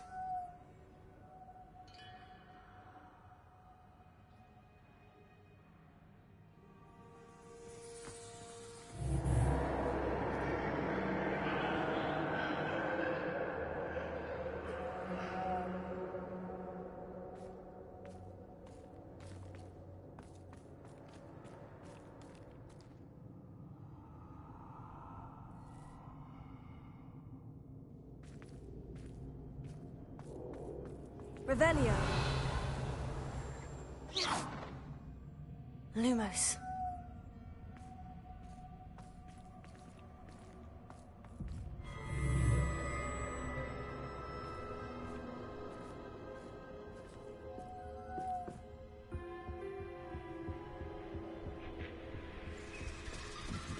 Bats. Lovely.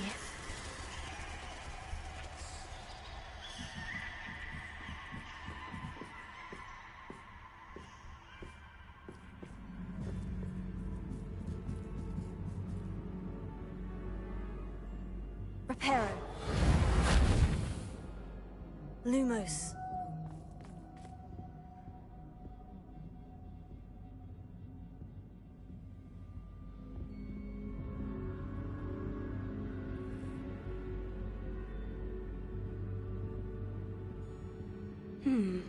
Seems as if I should hang something there.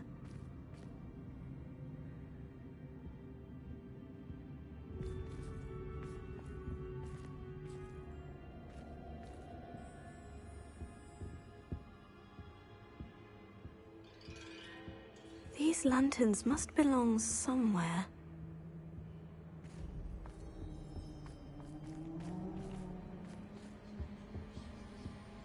Accio! Wingardium Leviosa!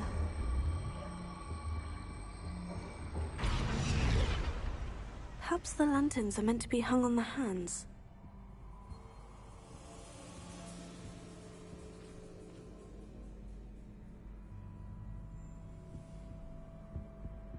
Accio!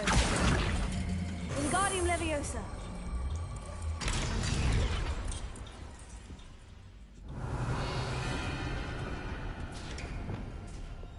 How enlightening! You might survive a bit longer than the others.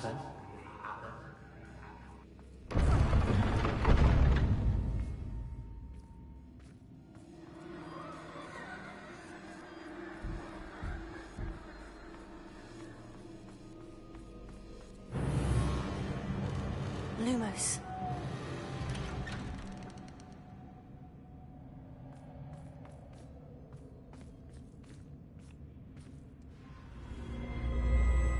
Oh, you've come so far so quickly.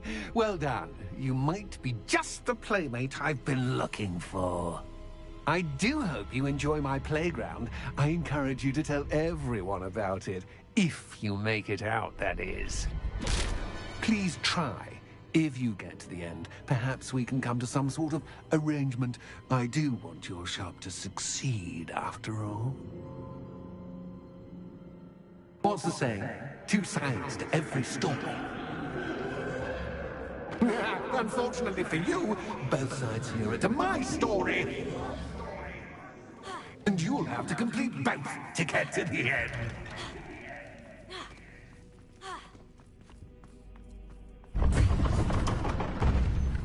You've chosen the scholarly route. You'll need more than you've learned from books to best me.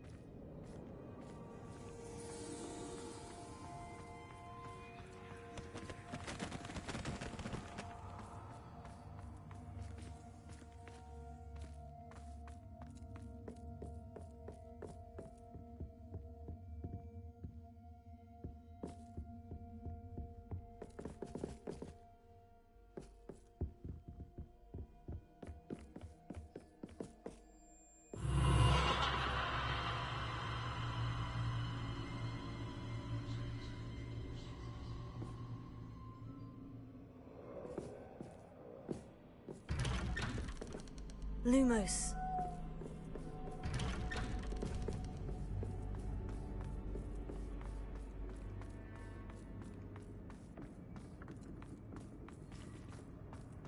Oh, deja vu. Watch your step.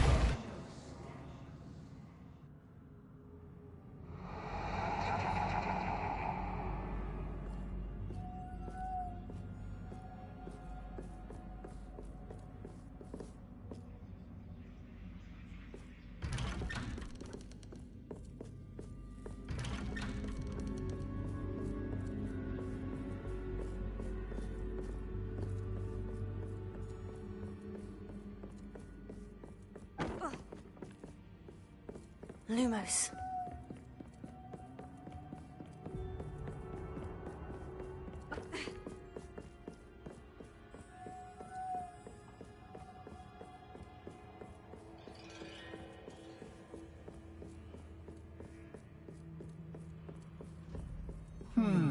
Running in circles, are we? Perhaps you should retrace your steps.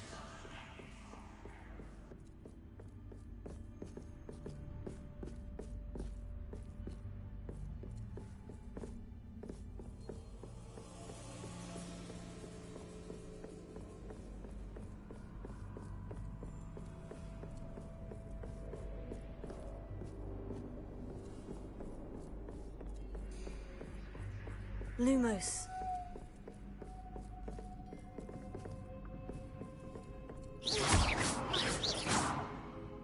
Lumos.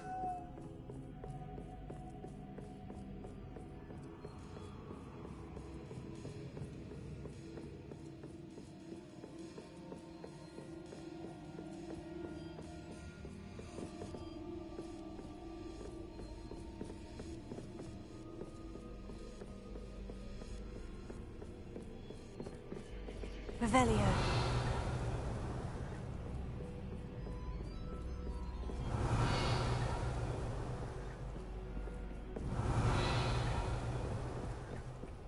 Lumos.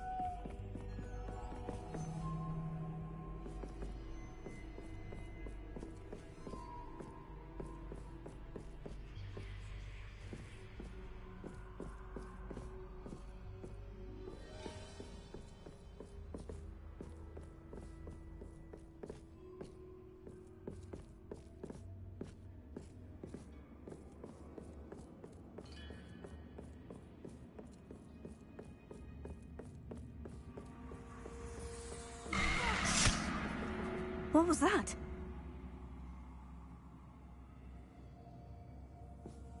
Lumos.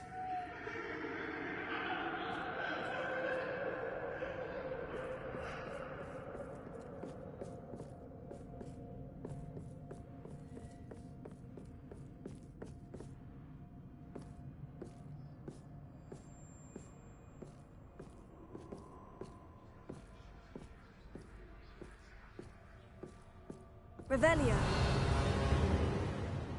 Lumos.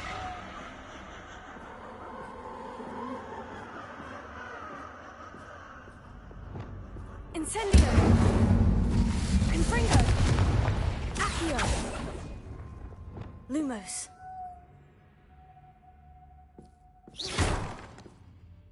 Lumos.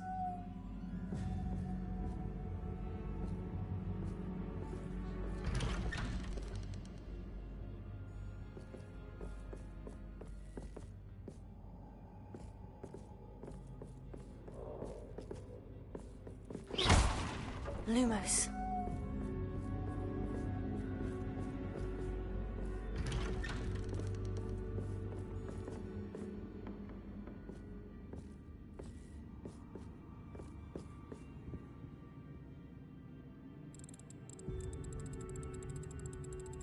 Oh, how nice of him to pop in. Reparo. Incendio. Lumos.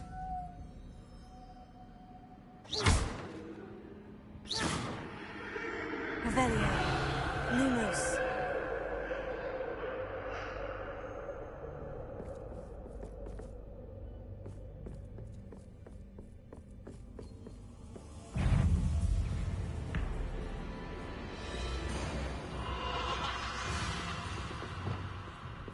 Confringo.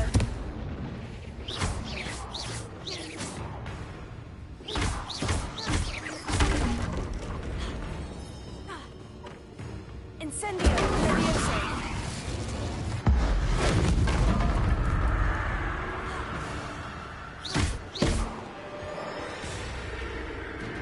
Accio. Incendio.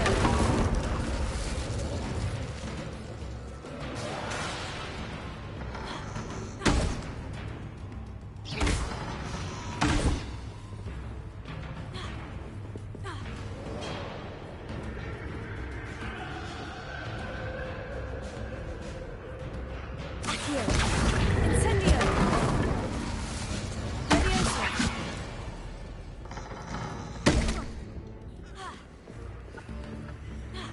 Accio.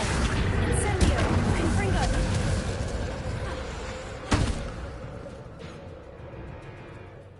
Accio. Incendio.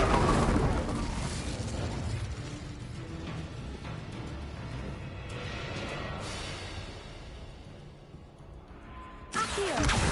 Incendio. Confringo.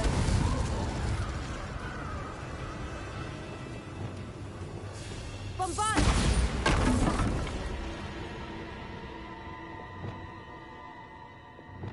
Lumos.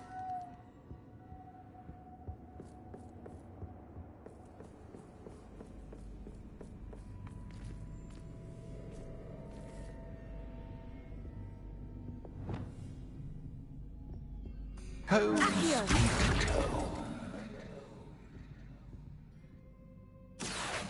Wingardium Leviosa.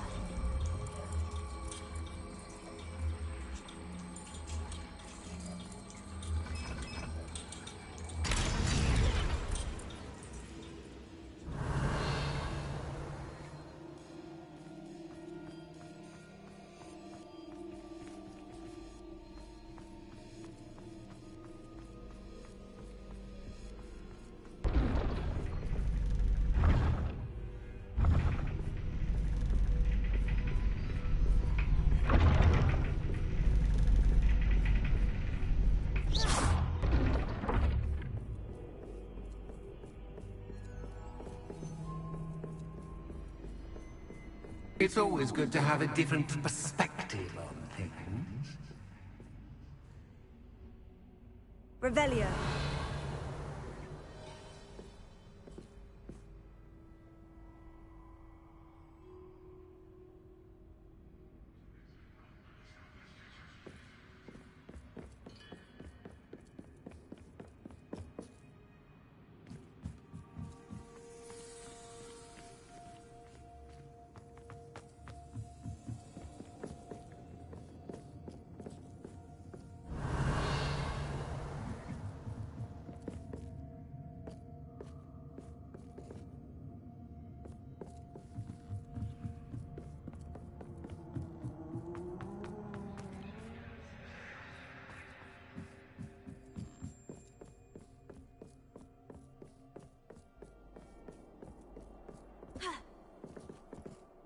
Revelio.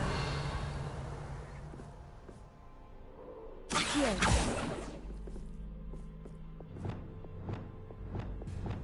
Reparo.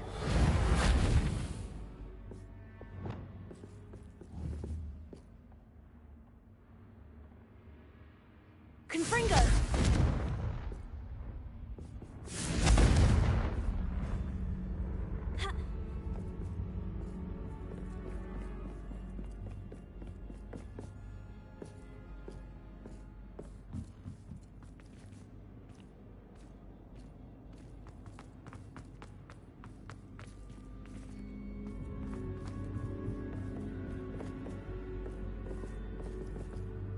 Lumos.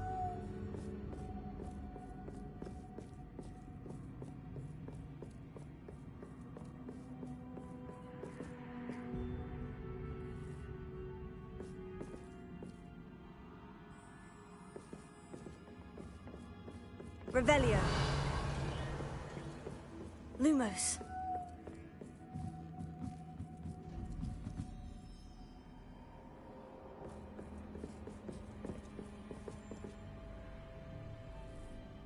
Revelio. Lumos.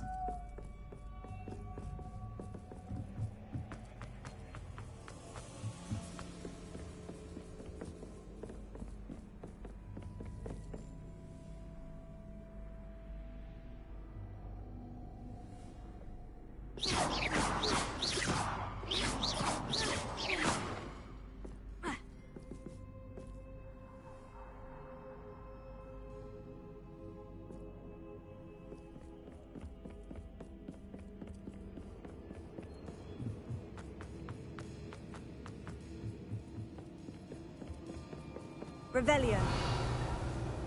Lumos. Incendio. Leviosa. Expelliarmus.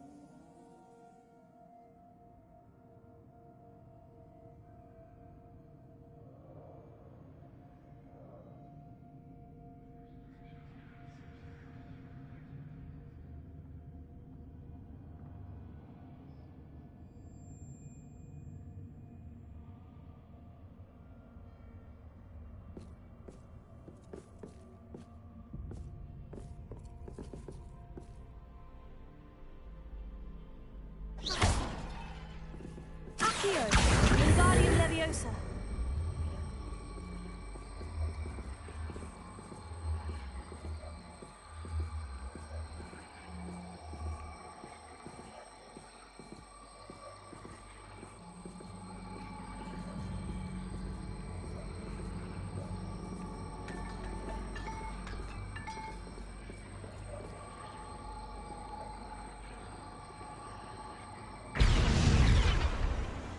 Accio.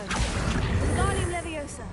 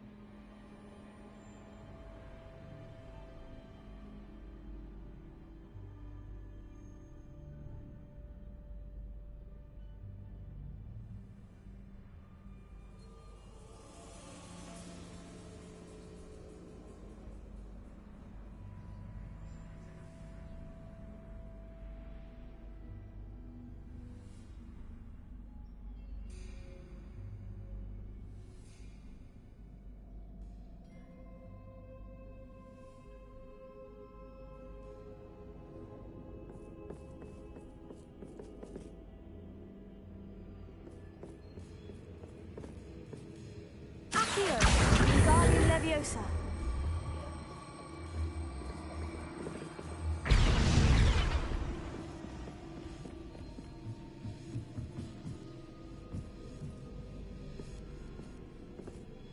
Accio. Wingardium Leviosa.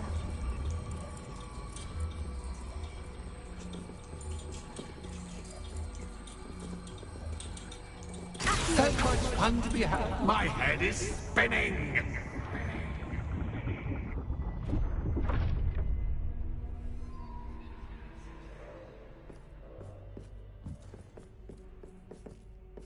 Lumos.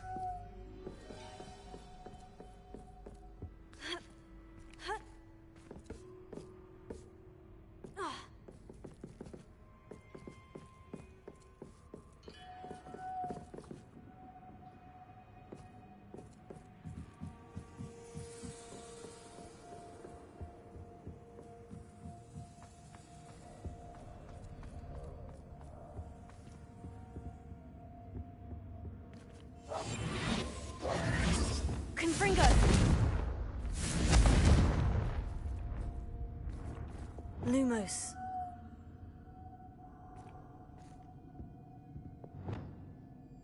Accio. Wingardium Leviosa.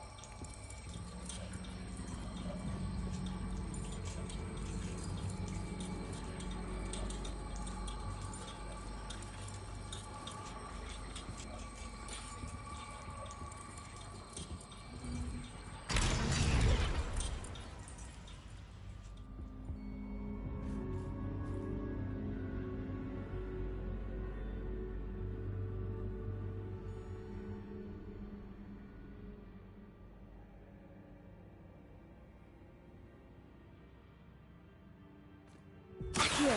Wingardium Leviosa.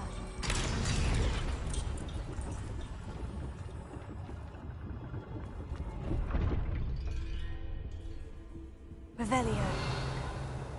Lumos. Perhaps I should pull the lantern into this room to cause the room to rotate again.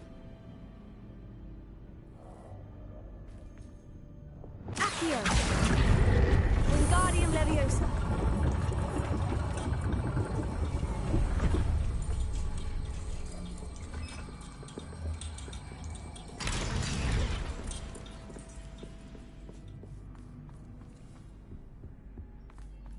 All books and no pay make one quite dull Leviosa. indeed.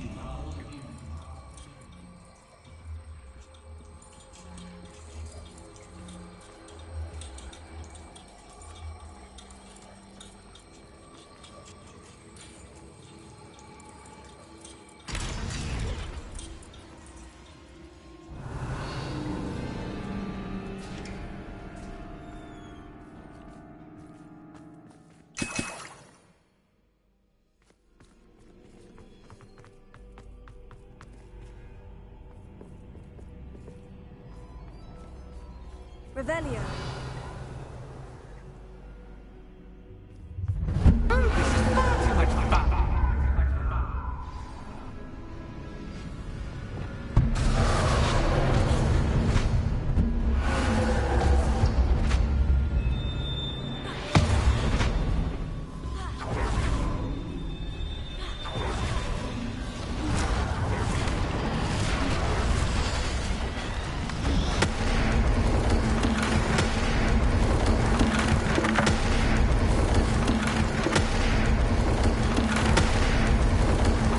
Now that should get your attention. Well done. I'll give you a moment to collect yourself, if you can. Ta-ta for now.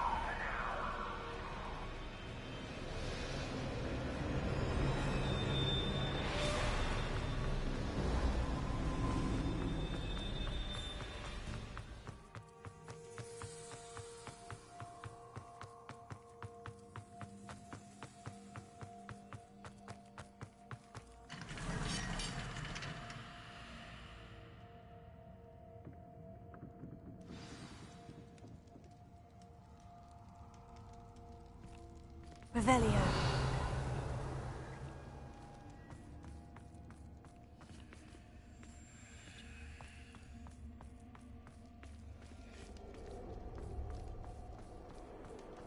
I simply adore this blooming place, don't you?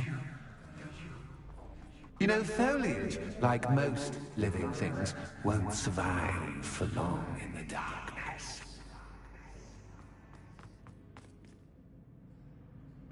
Revelio.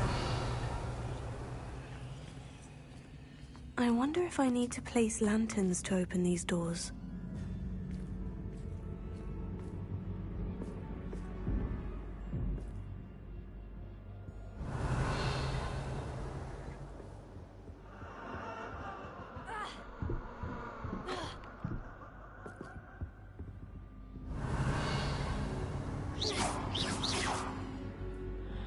Lumos.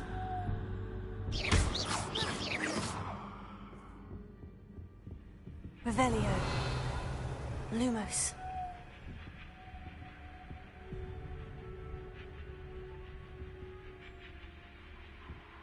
Reparo.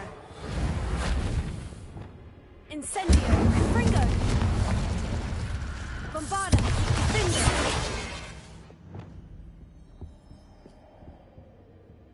Lumos.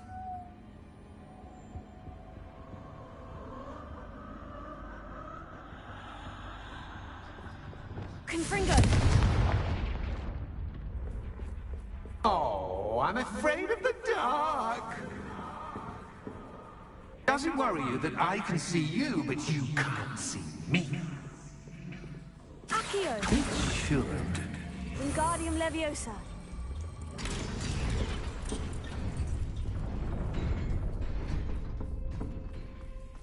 Lumos. I'd offer you a seat, but I'm rearranging the frame. Confringo.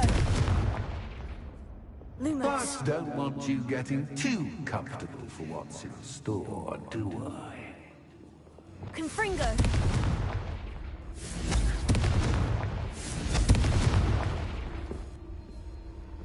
Ha.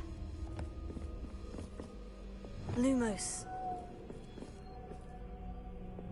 Confringo. Lumos.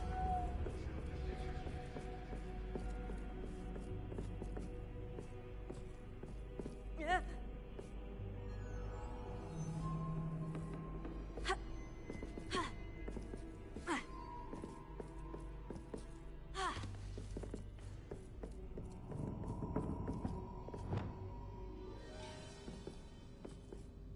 Accio.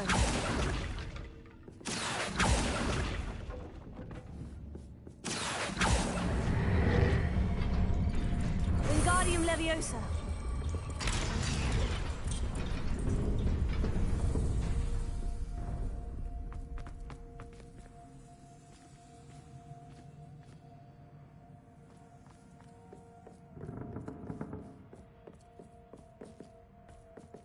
Accio.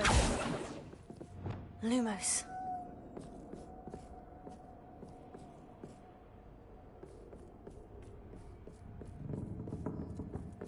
Confringo.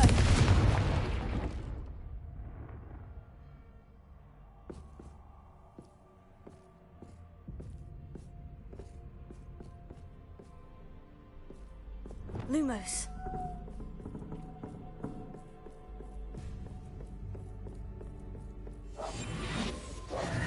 Confringo. Confringo.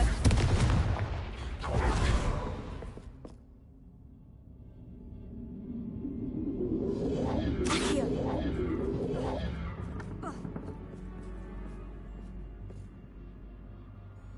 Confringo. Accio. Wingardium Leviosa.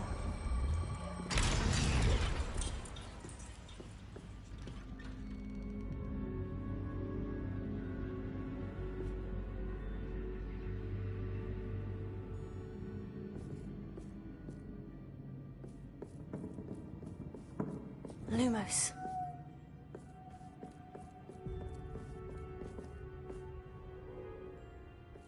Ha.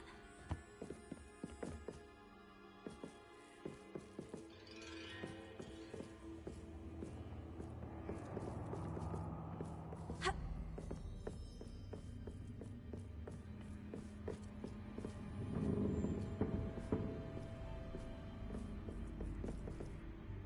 Revelio.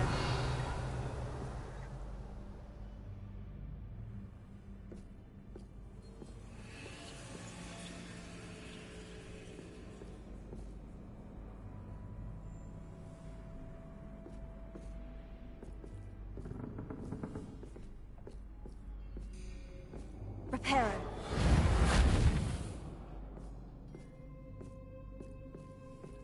Accio. Revelio.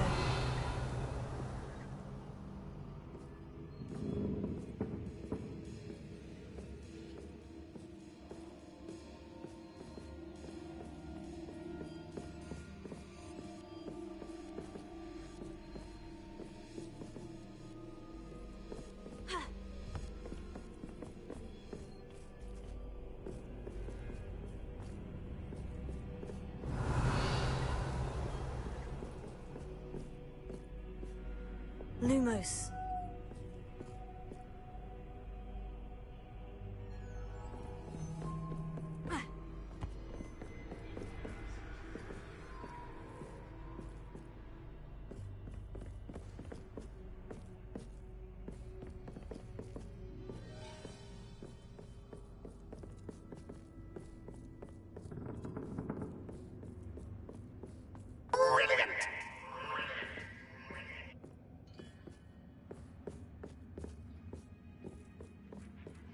Ah, a worthy playmate. Well done, me. Leviosa.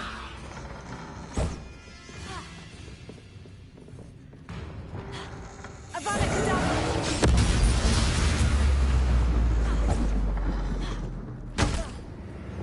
Leviosa. Accio. Incendio. Confringo.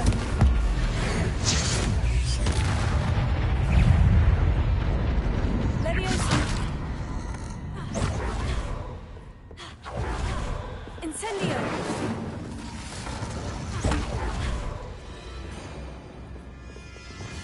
Imperium. Brutio. Confringo. Incendio.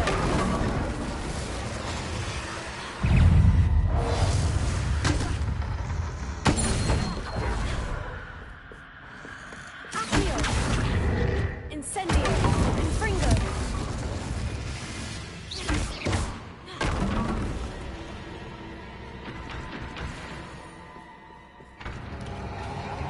Lumos.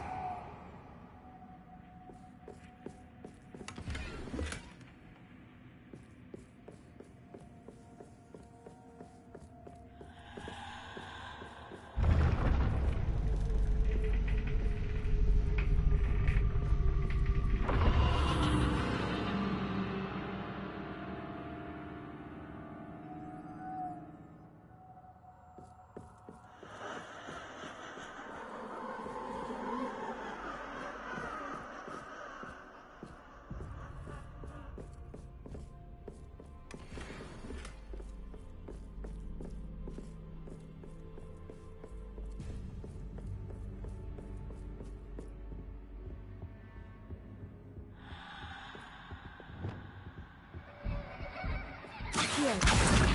Wingardium Leviosa. Accio. Wingardium Leviosa.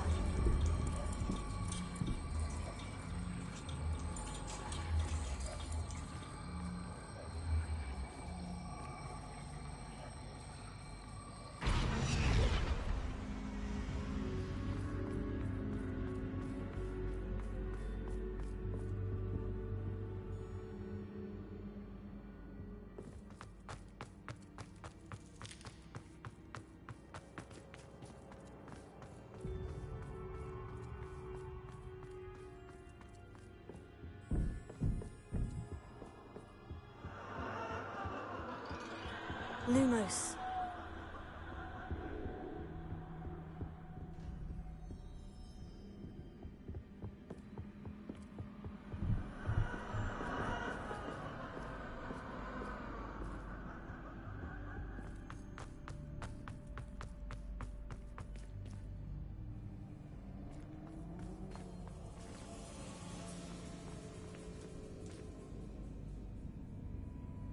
Revelio.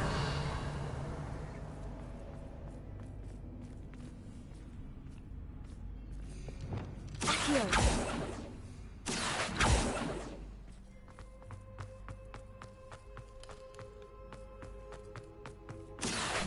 Wingardium Leviosa.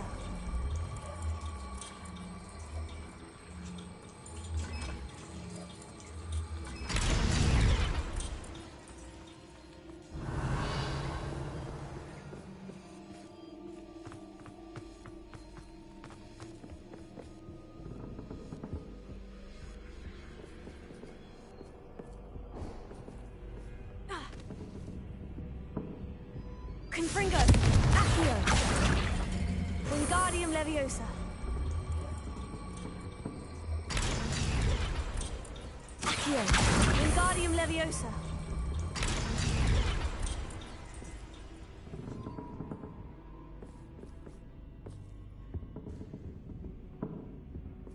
Revelio.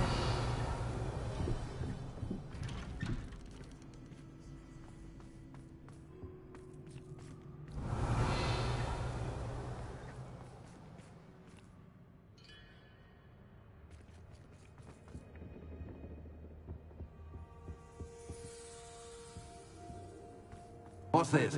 A game within a game? Ooh, knight to h3. Nighty-night!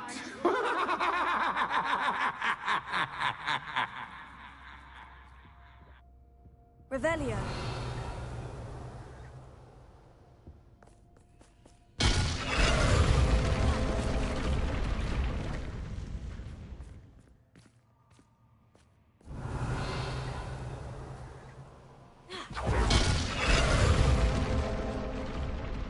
That was the wrong square. Accio.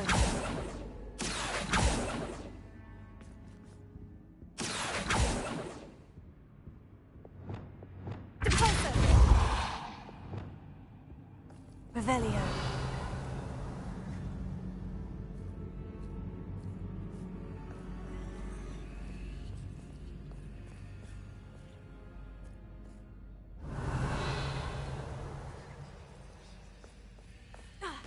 Wasn't too difficult. Oh, goodness! I do hope you're having as much fun as me. I think I'll keep you around a bit longer.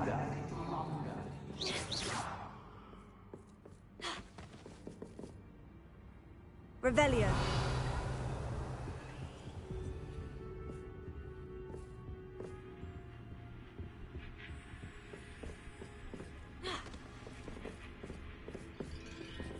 Lumos.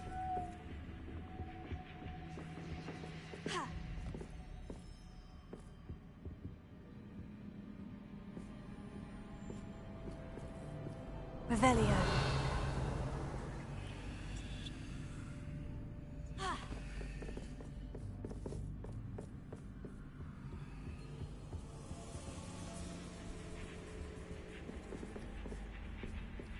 Accio.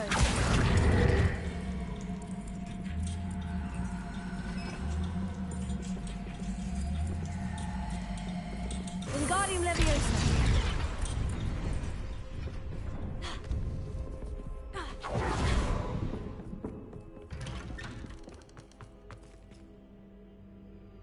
Accio.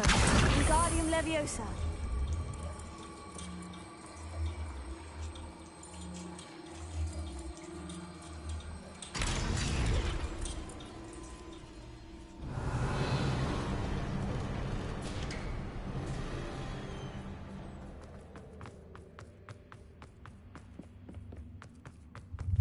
Ready?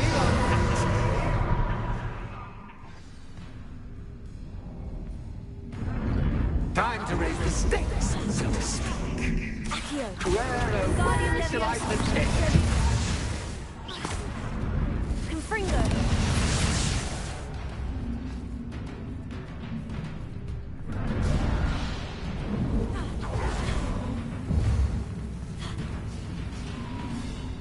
Incendio. Confringo. Avada Kedavra. Leviosa. Catch is catch, but catch is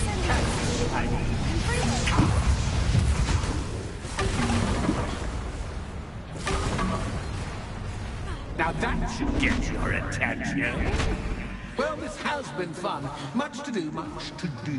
See you in a bit.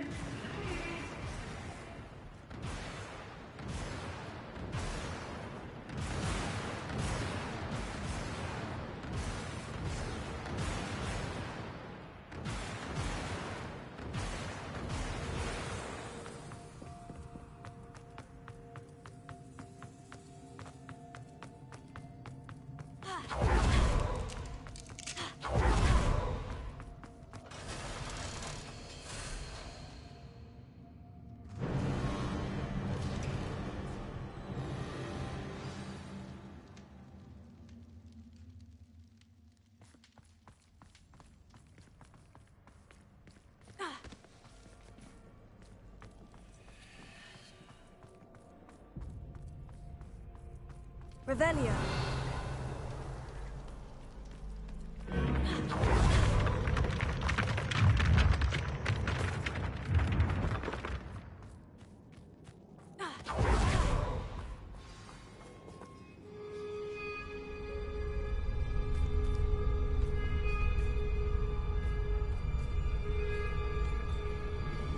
Aha! Finally! You, my inordinately clever friend, appear to have traversed this seemingly never-ending dungeon relatively unscathed. And now I suppose you'll want to go. Everyone leaves me, usually in a straitjacket, never to return. I'm starting to take it personally. I'm tired of having no one to play with. Ooh. Tell you what, I'll make you a deal. If you can match wits with me now, and agree to give me unfettered access to the shop for, say, 1 day a month to have a little fun, I'll sign a contract. Pursuant to which, let me see, I will blah, blah, blah, blah, blah, blah. Oh, yes, leave you and your customers alone at all other times, etc., etc. You get your shop, I get my chaos. Sound acceptable? Excellent! Let the games begin!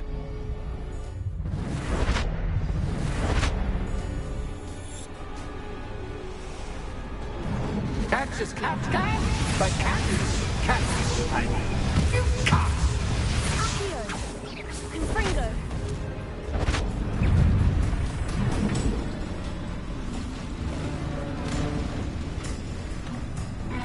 Reparo.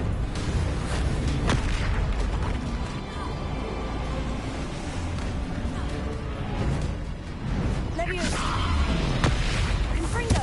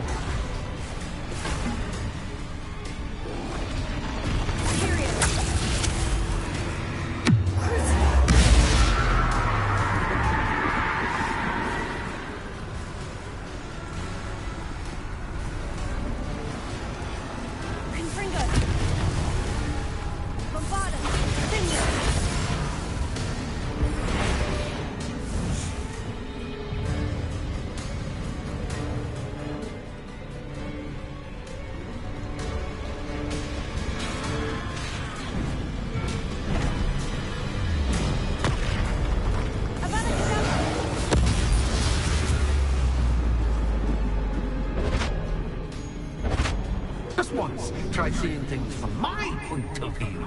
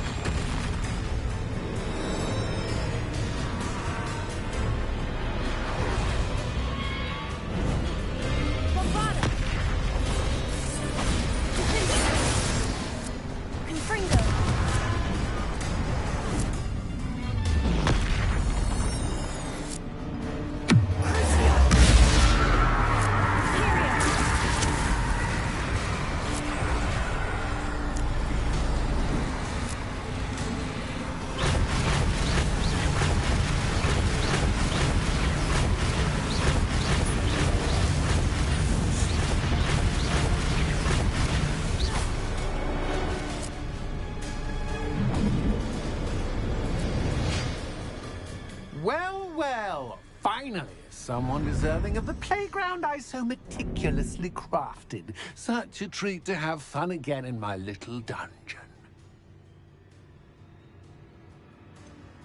I wouldn't call it fun, really. Wouldn't you? To each their own, I suppose. So, about that contract. I am a poltergeist of my word. Just to be clear, what does this agreement entail, specifically? Pay attention. You guarantee that I can have my fun at least one day each month without fuss. I let you work the rest of the time, mostly in peace. Why would you enter into such an agreement? Much as I love banging about the place, it's no comparison to seeing customers' faces when I bonk them on the heads with a chocolate frog. One doesn't really understand the value of an audience until one is without it. Very well. I shall agree to your contract, with one small addendum. Hooray! No more of this unsatisfying banging about all day in a pitiful void. Wait, did you say one small addendum? I did. In order that I have a successful shop with lots of customers, would you agree to causing chaos only after 9 o'clock in the evening? Would you agree to at least 2 days a month instead of one? I would. Pleasure doing business with you. You've worn me out. Well done. I had a feeling about you. I have to admit, Cassandra did a wonderful job finding the perfect playmate.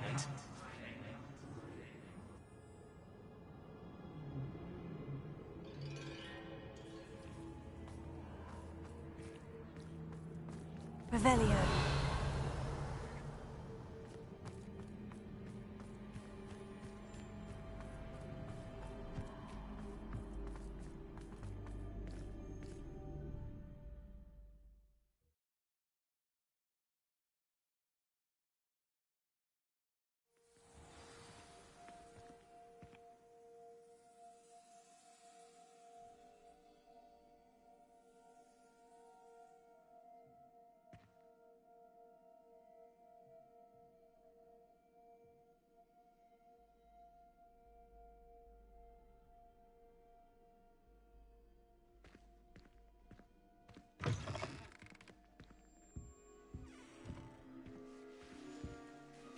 Hello, Penny. Penny is so glad you're back. You knew exactly where I was going when I entered that chest. Penny was beginning to think yet another shopkeeper was going to end up in St. Mungo's. Another shopkeeper? St. Mungo's? I think you should explain, Penny. Penny, please stop holding your breath. Tell me what's going on. Oh, please forgive Penny. Penny is forbidden from telling you anything. But how can you be forbidden from telling me what's going on? I purchased the shop. Penny is confused. Penny thought that if you came back, you would own the shop.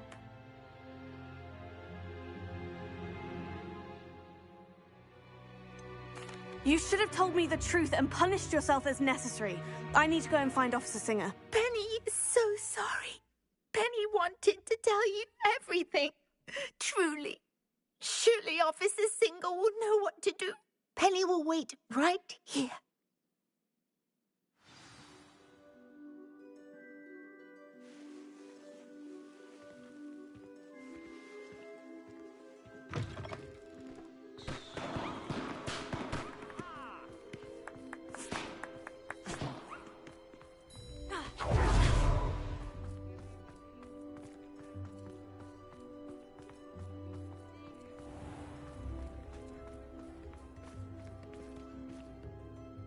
Officer Singer, I have some information you might be interested in. Ah, good to see you again. What can I do for you? Cassandra Mason sold me her shop and then tried to drive me mad in a haunted dungeon. Cassandra Mason sold you her shop? I am perfectly capable of owning a shop. But more importantly, did you not hear the bit about the dungeon? No, I heard that bit too. And according to the house elf that came with the shop, she's done this sort of thing before, repeatedly. I wondered what was going on. She seems to have had a great deal of trouble keeping a tenant in that shop. In any event, these are serious accusations indeed. Perhaps a little visit with Cassandra is in order to clear this all up. Shall we?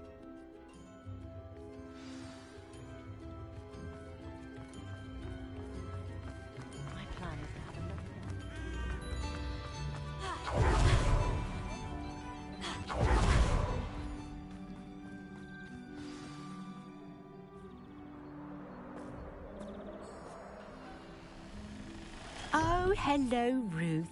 I see you've met my new tenant. Cassandra, it's my understanding that you sold your shop and your elf to this student. Now, they've been telling me some very interesting stories about your business practices. Perhaps you should come with me.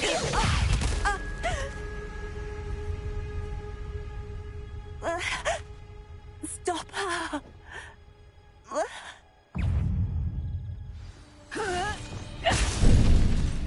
Finite! Confringo! Confringo!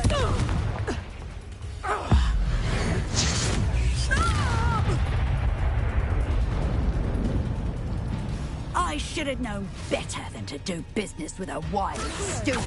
Leviosa! Potato! Leviosa!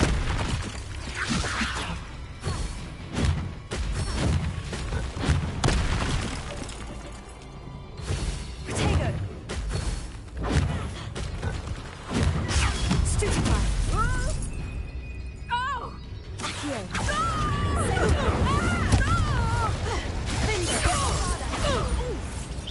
Such a sad skipper. Leviosa!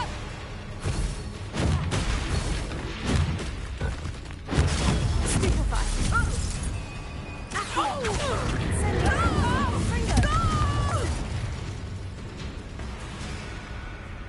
What on earth are they teaching you at that school these days?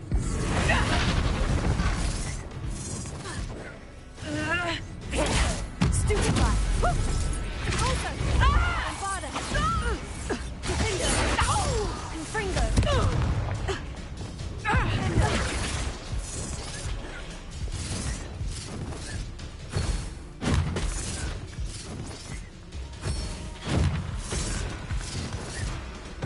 Potato! Stupefy! Confringo! Incendio! Lucky about Tango!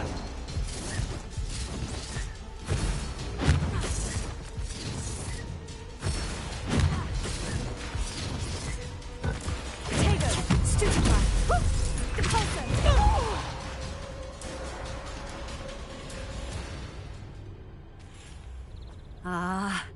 I'm disappointed in you, Cassandra. Incarcerate! You don't know what you're doing! Don't I? I always wondered why you couldn't seem to keep a tenant in that shop of yours.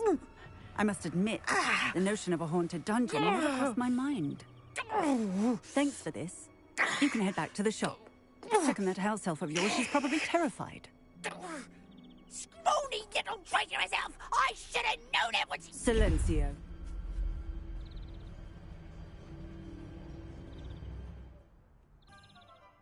Oh, and not to worry. Cassandra will immediately file the paperwork needed to grant you ownership of both the shop and the elf. On her way to Azkaban. Thank you, Officer Singer. Best of luck to you as the newest shop owner in Hogsmeade.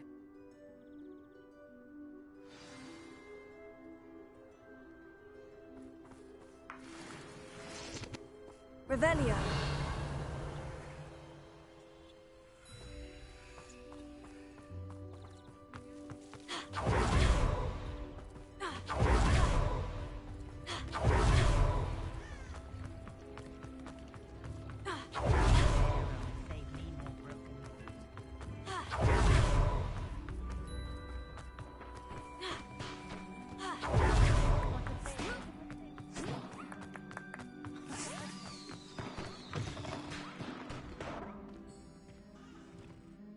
Penny, I have what I hope will be good news. Officer Singer confirmed that ownership of the shop has now transferred to me. Oh, well, that is good news. Penny is so relieved. Penny had the most difficult time keeping the truth from you. Penny promises to work as hard as she can for such a kind new owner. Penny, I found an item of clothing in the dungeon that I'd like to give you. Oh, thank you. Thank you. Penny never thought she would be given clothing and become a free elf. It's my pleasure. You deserve it. Of course, Penny will be staying on and managing the shop for you. Penny, you're free. You can do anything you've ever wanted to. But all Penny has ever wanted to do is run a shop with a friend and sell to the villagers in Hogsmeade. If that's what you want to do, Penny, then nothing would make me happier. I'm genuinely glad you'll be staying on. Penny is too. All that's left is for you to choose a sign for your new shop, and Penny will take care of the rest.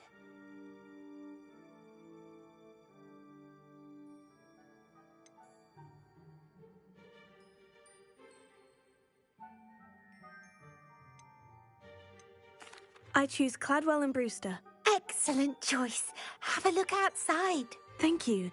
I shall work on collecting items for the shop's inventory. Oh, and Penny, we'll be closing the shop by 9 o'clock every night.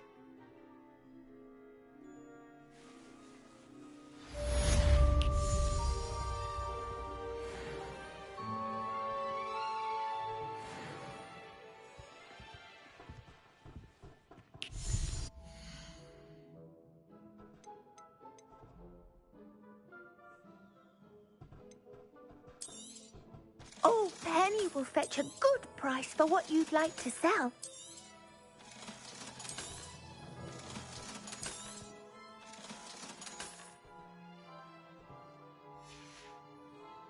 Penny wishes you safe and wondrous travels. Revelio.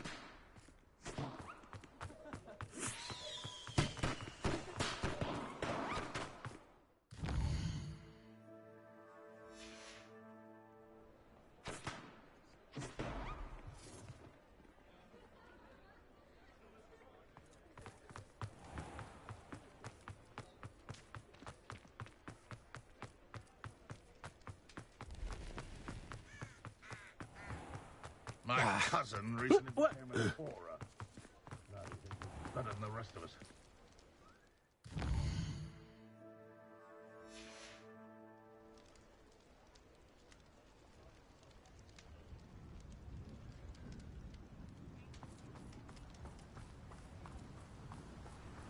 Oh, my dear Biscuit. Hello, is something the matter? Most decidedly, yes. My precious mooncalf, Biscuit, was abducted by poachers up north. Oh, the vicious brutes.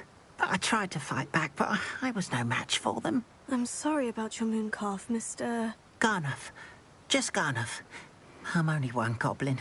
Not a particularly brave one at that. I have no chance against a pack of bloodthirsty poachers. Oh, my poor Biscuit. I can only hope she's able to escape. Why do you suppose the poachers took Biscuit? I have no idea.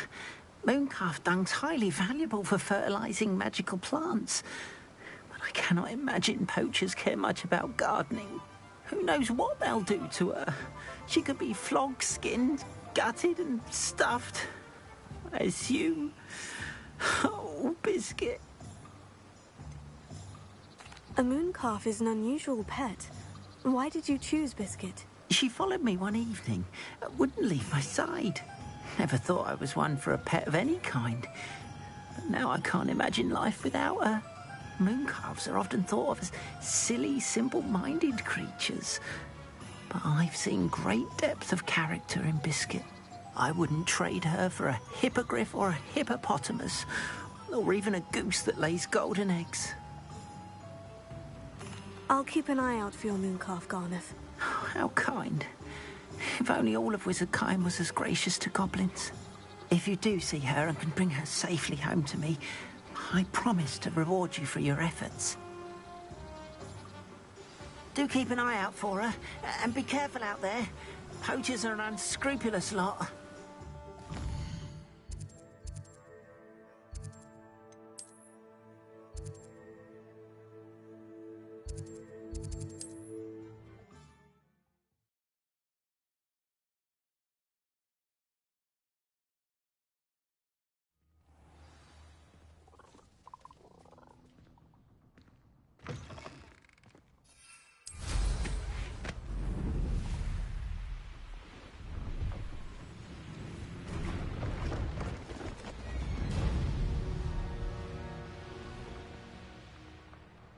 Poachers! Garneth was right then. I'd better be careful.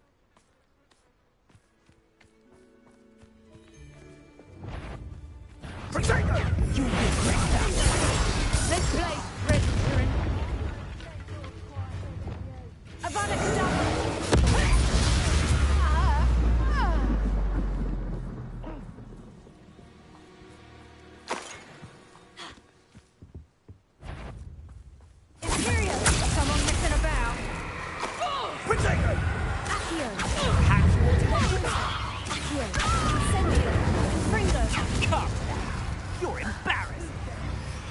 Rookwood's done.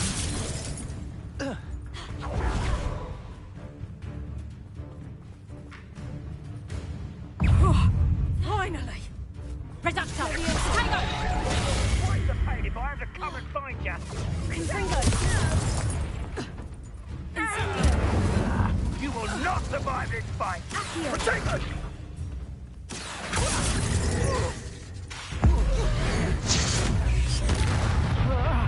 Incendio!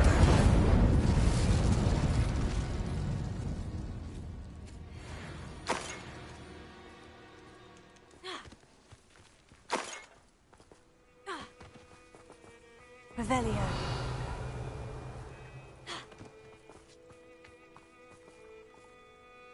Alohomora.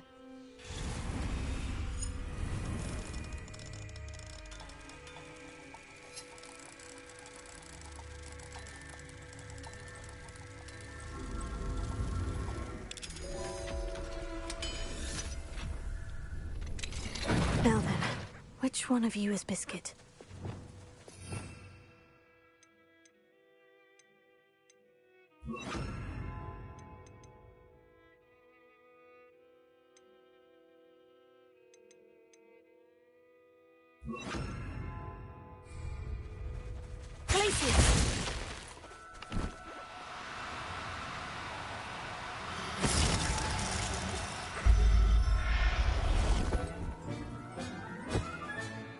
I'll look after you.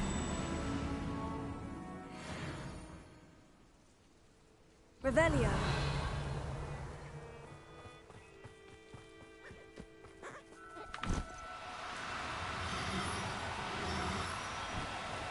Glacier. Revelio. Glacier.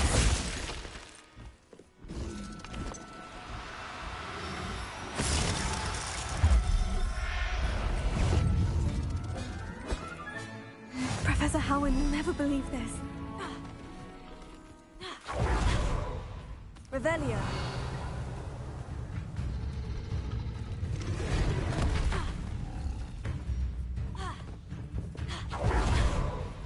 Glacius.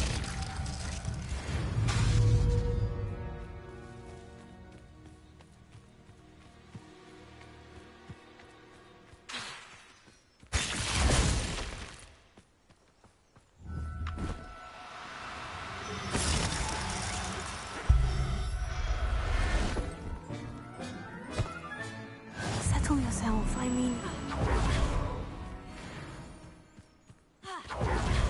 Revelio.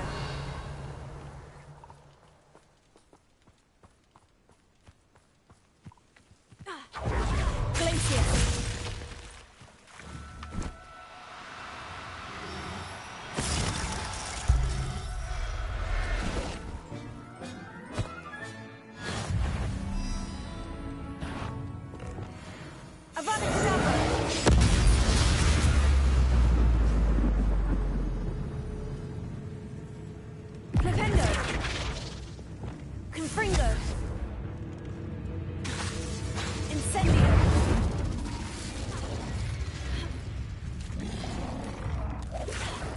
Revelio.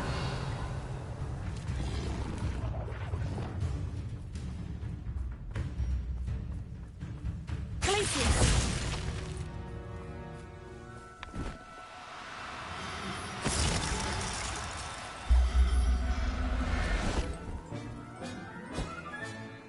Everything's all right now. Revelio.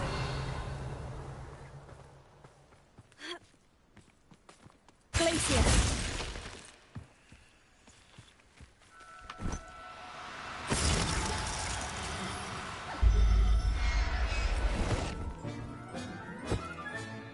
I'll look after you.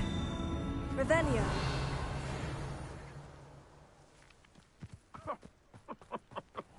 I swear, none of you have a head left on your shoulders if you didn't have me keeping. I heard something. Oh, the anticipation.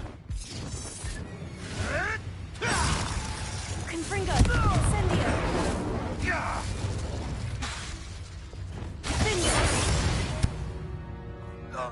Revelio.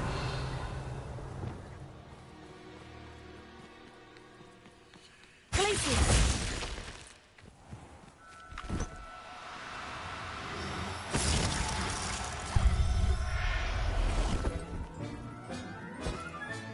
All right, Biscuit. Let's get you back to Garnoff, shall we?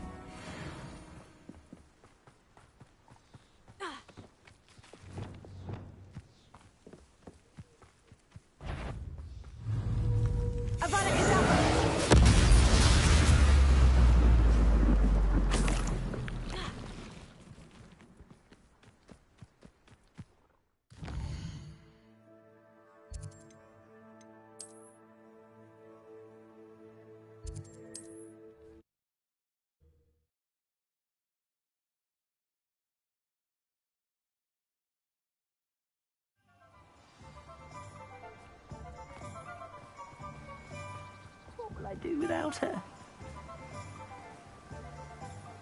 Garnoff, I've rescued Biscuit. You have? Oh, is she hurt? Was she frightened? Are you all right? Biscuit is fine, as am I.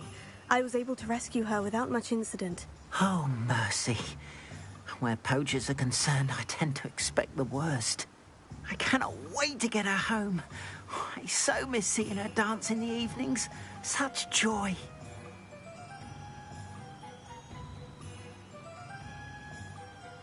I'm glad she's safe now. I'm sure she'll be happy to go home. Oh, that is a great weight off my mind. Oh, my sweet little Biscuit. My wise, noble moon calf. And here is your reward, of course. Well deserved. As I said before, you have restored my faith in wizard kind. You've restored at least a modicum of my faith in wizard kind. Biscuit and I can't thank you enough.